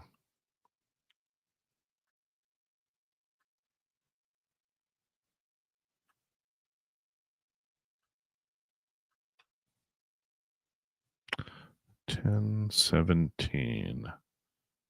Okay, so come back at 10:06. 16.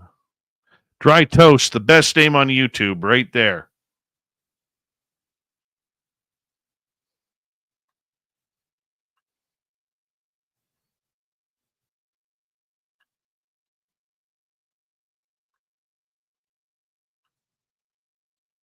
So that is right there.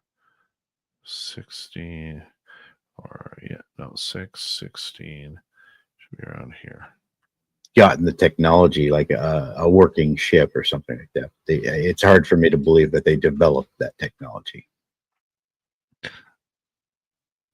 What color were they? Like an off-white, kind of like an opaque kind of color, because you could I could only see it when it was lit up at night. So I mean, and it was just a eggshell off-white.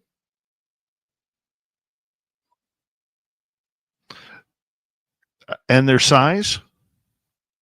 According to Commander Fravor, which had the only other than the Hawkeye crew that had the first-hand encounter with it, he says it is about the same size as the F-18.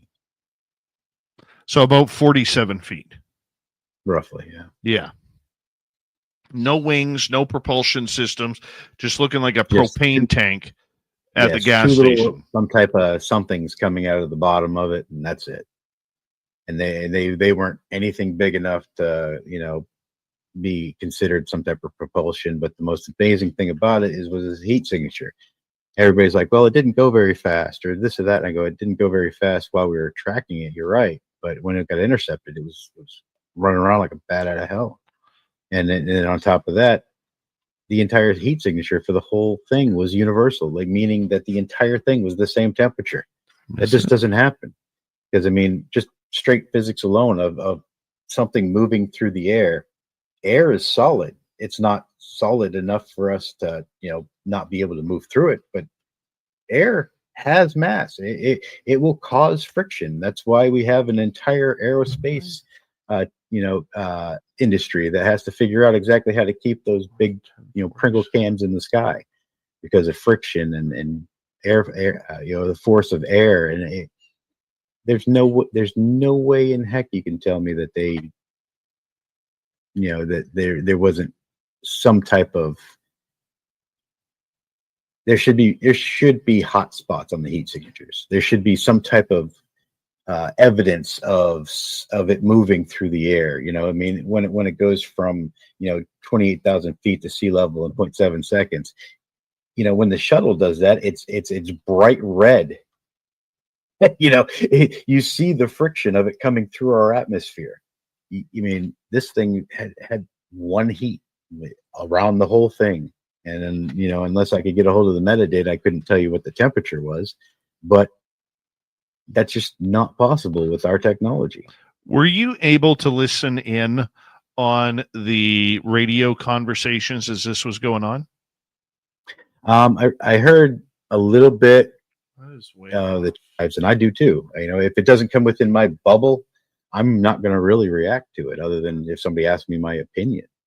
So, but the fact that they would lie on everything, or that the United States is that advanced, or is it all just egregious thoughts?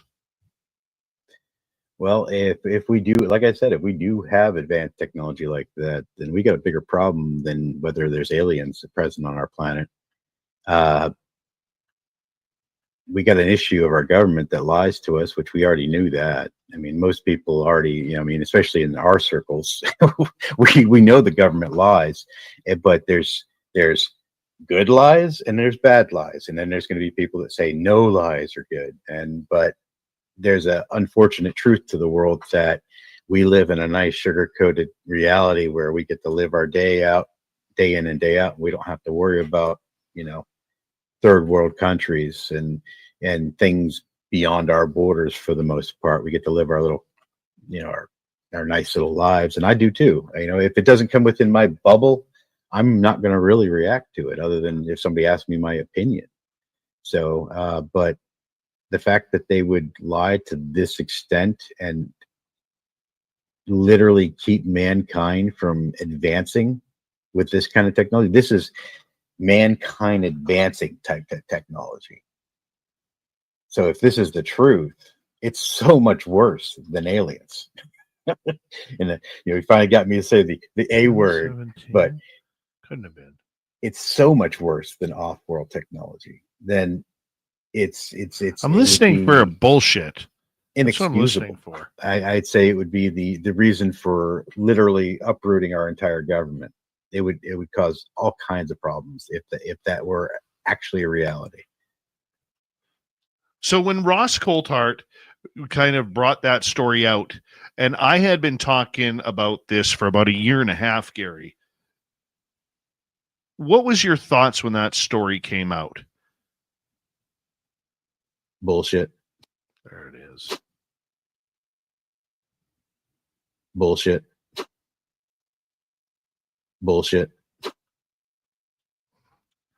All that for that.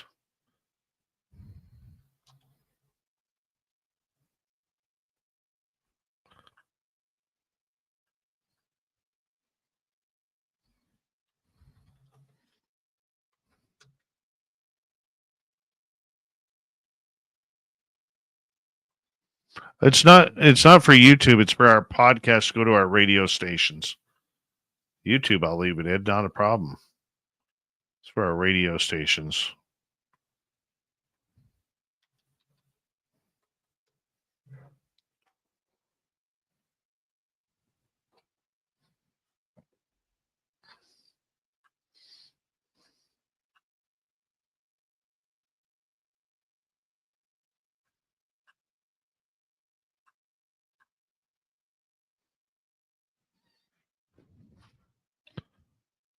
It has been worse, Luscious Jules. Yes, it has.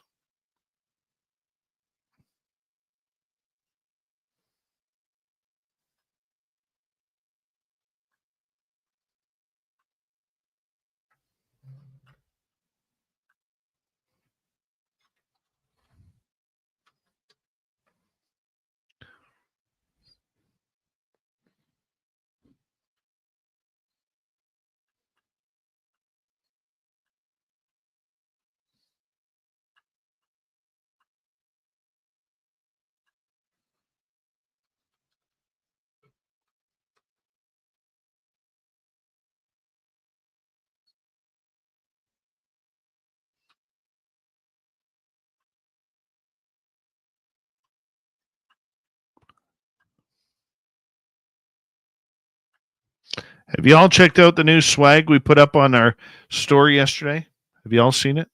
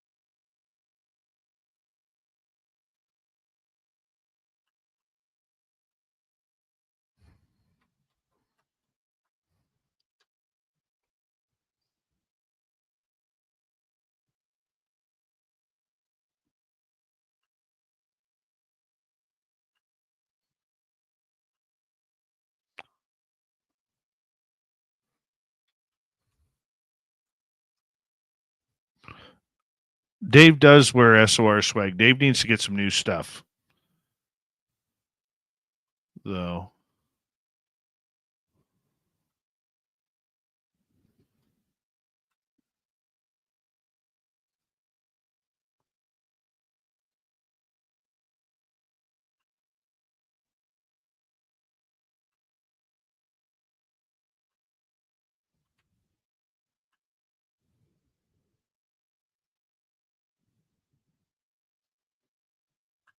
All right, guys, we're going to call it the night. Dana Louise is our guest tomorrow.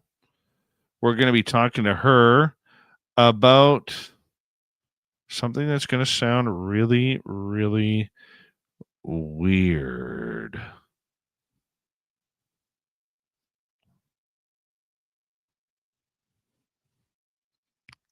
Mm-hmm. She loves the weird. That's why we're talking about the weird. Yeah. Tomorrow night, Dana Louise, everybody. Thank you tonight to T-Bone ×2, Mel WD 40 ×2, and Kitty for the super chats. Greatly appreciate your love and support. I ordered a black sweatshirt last night, Dave. Love my skiff this t-shirt. Oh, I love you, Gailey. Thank you. Thank you. Appreciate it. Yeah, appreciate it. Appreciate it. See you tomorrow night, everybody. Thank you for watching. Thank you for making my night. See you soon. Good night.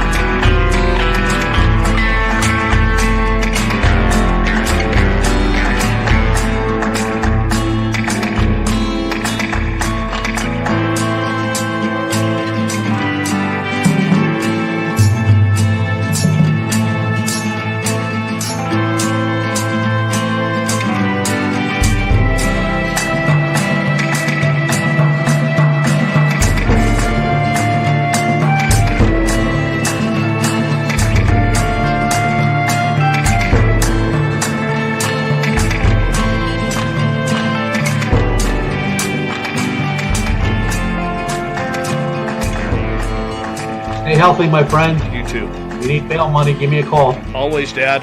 Take care. You too.